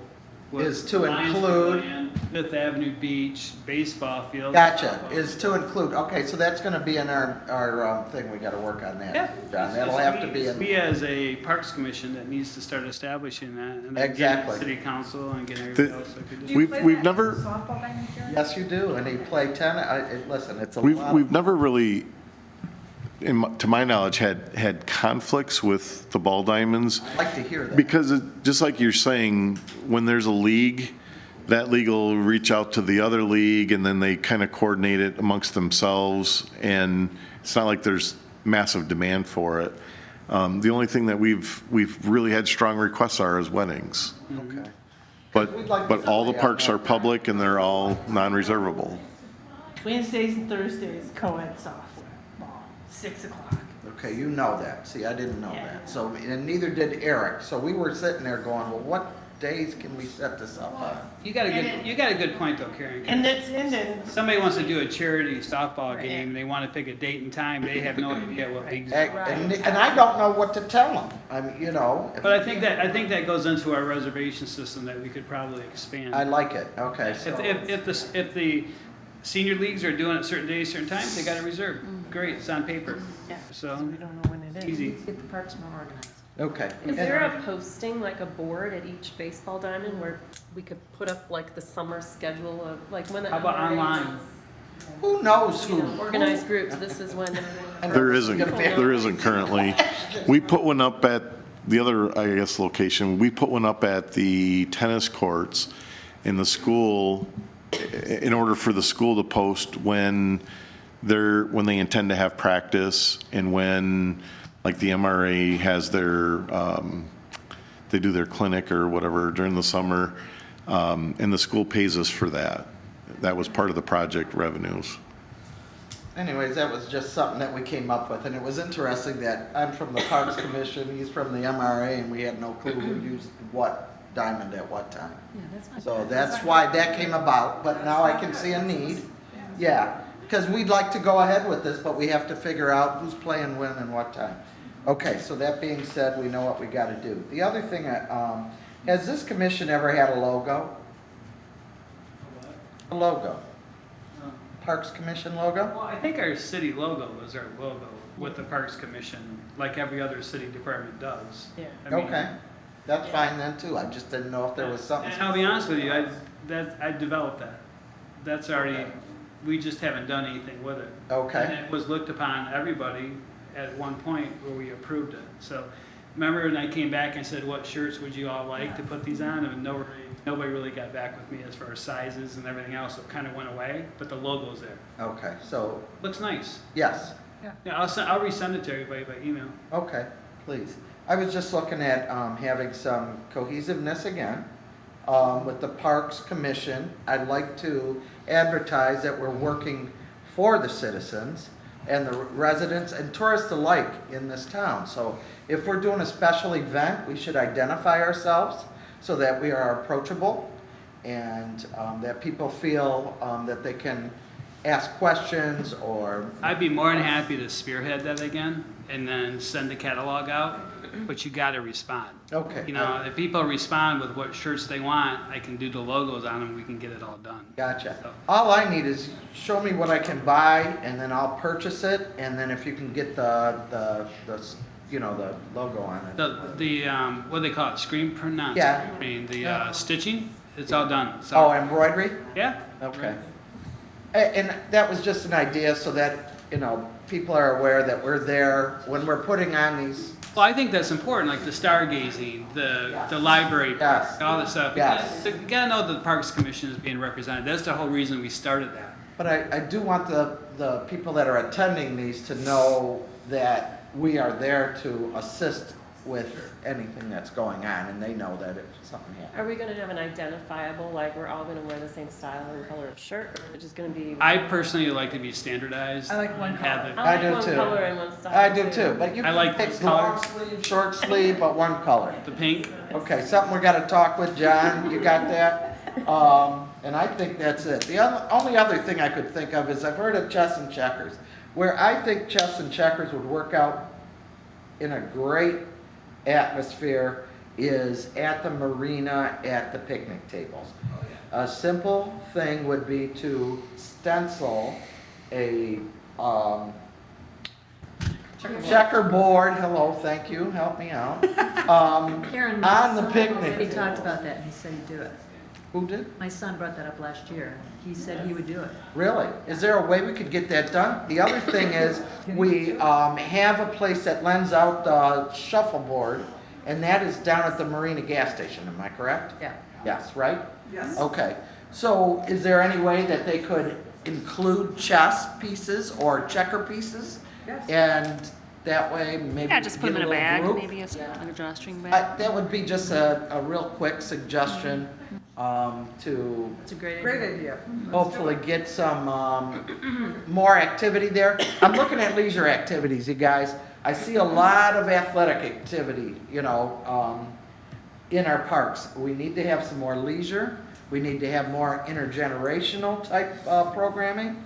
And I think we're going to touch on that when we sit down and talk for a master plan for these parks. You also talked about contemplative gardens and stuff. Yeah, contemplative Yes. gardens, yes. That's- All those kind of things. We also need Wi-Fi at our parks. Is there any way with that, can we get Wi-Fi at our parks? We have Wi-Fi at the marina and at the 2 beaches. I mean, is there any way we could get it at the parks if you want to? So people are reading on Kindles now. They don't necessarily have a book in their hand.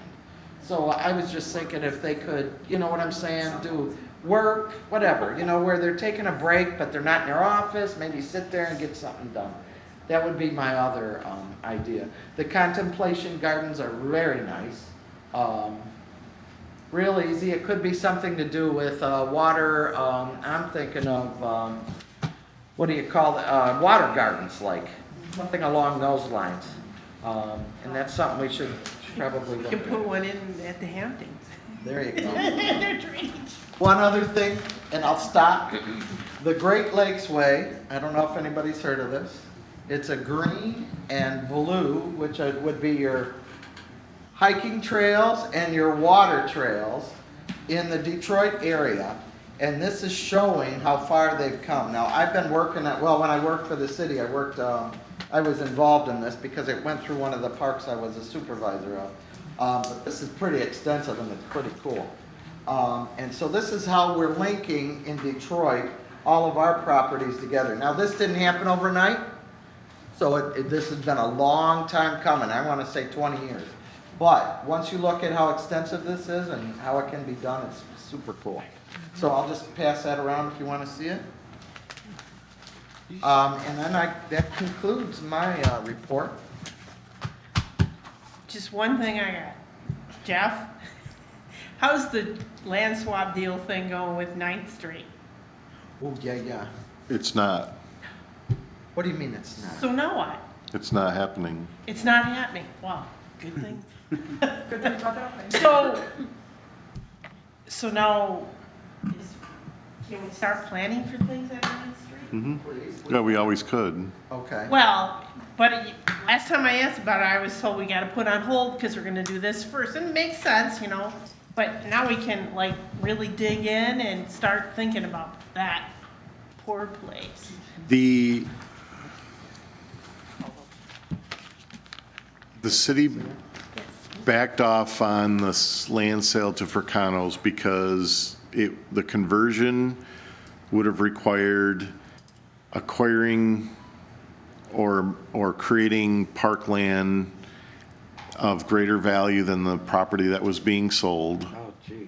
And so I actually proposed using the part of 9th Street that we bought for the expansion of the treatment plant from Morton Salt, so we didn't have to spend money that way.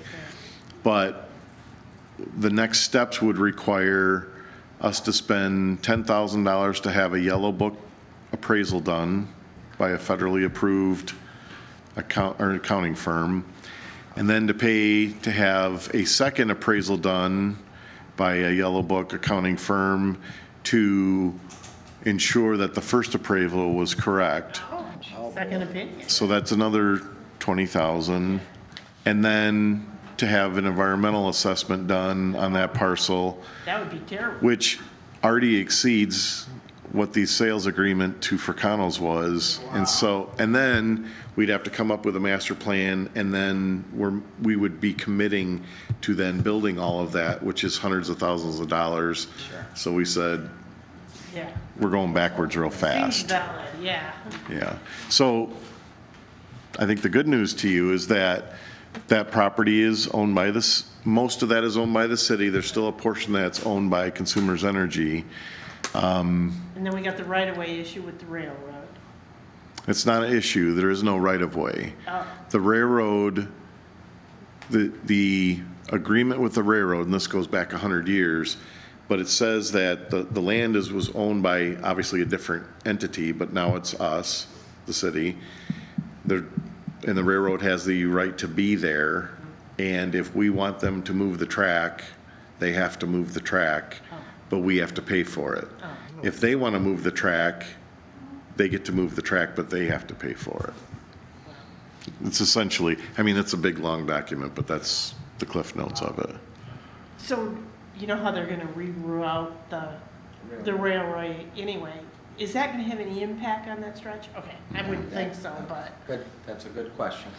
But interestingly enough, one of the very active developers in Manistee stopped in to my office yesterday, and he owns the property south, on the south side of 9th Street. Yes. And he's looking for something to redevelop that, and looking for some ideas, and wanted to know what we had planned for, our side of. What did you tell him?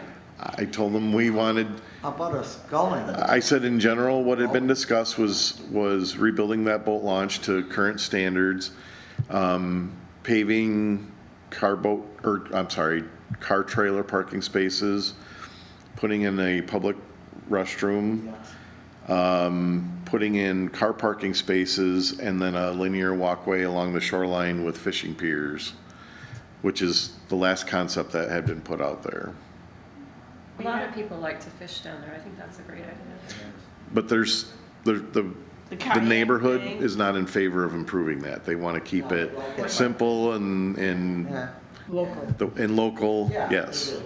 But improvements doesn't mean that it becomes regional, so. It's still, I just think they need something in that area a little bit, and okay. Yeah. so, okay, so, good.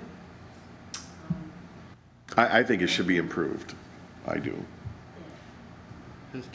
Jeff, did you want to say anything? I don't think so. Sorry. I'll tell you, I made a full page of stuff, and you've covered darn near everything. Oh, really? Okay, Yeah. thank you for the time. Is there a motion to adjourn? Make a motion. All in favor? Aye. Meeting adjourned. Nice meeting you guys. Yeah. Thank you for coming. Thank you very much for coming I gotta watch this. and your input. Remember everything. Appreciate that. It was a long, it was. Oh. Still recording?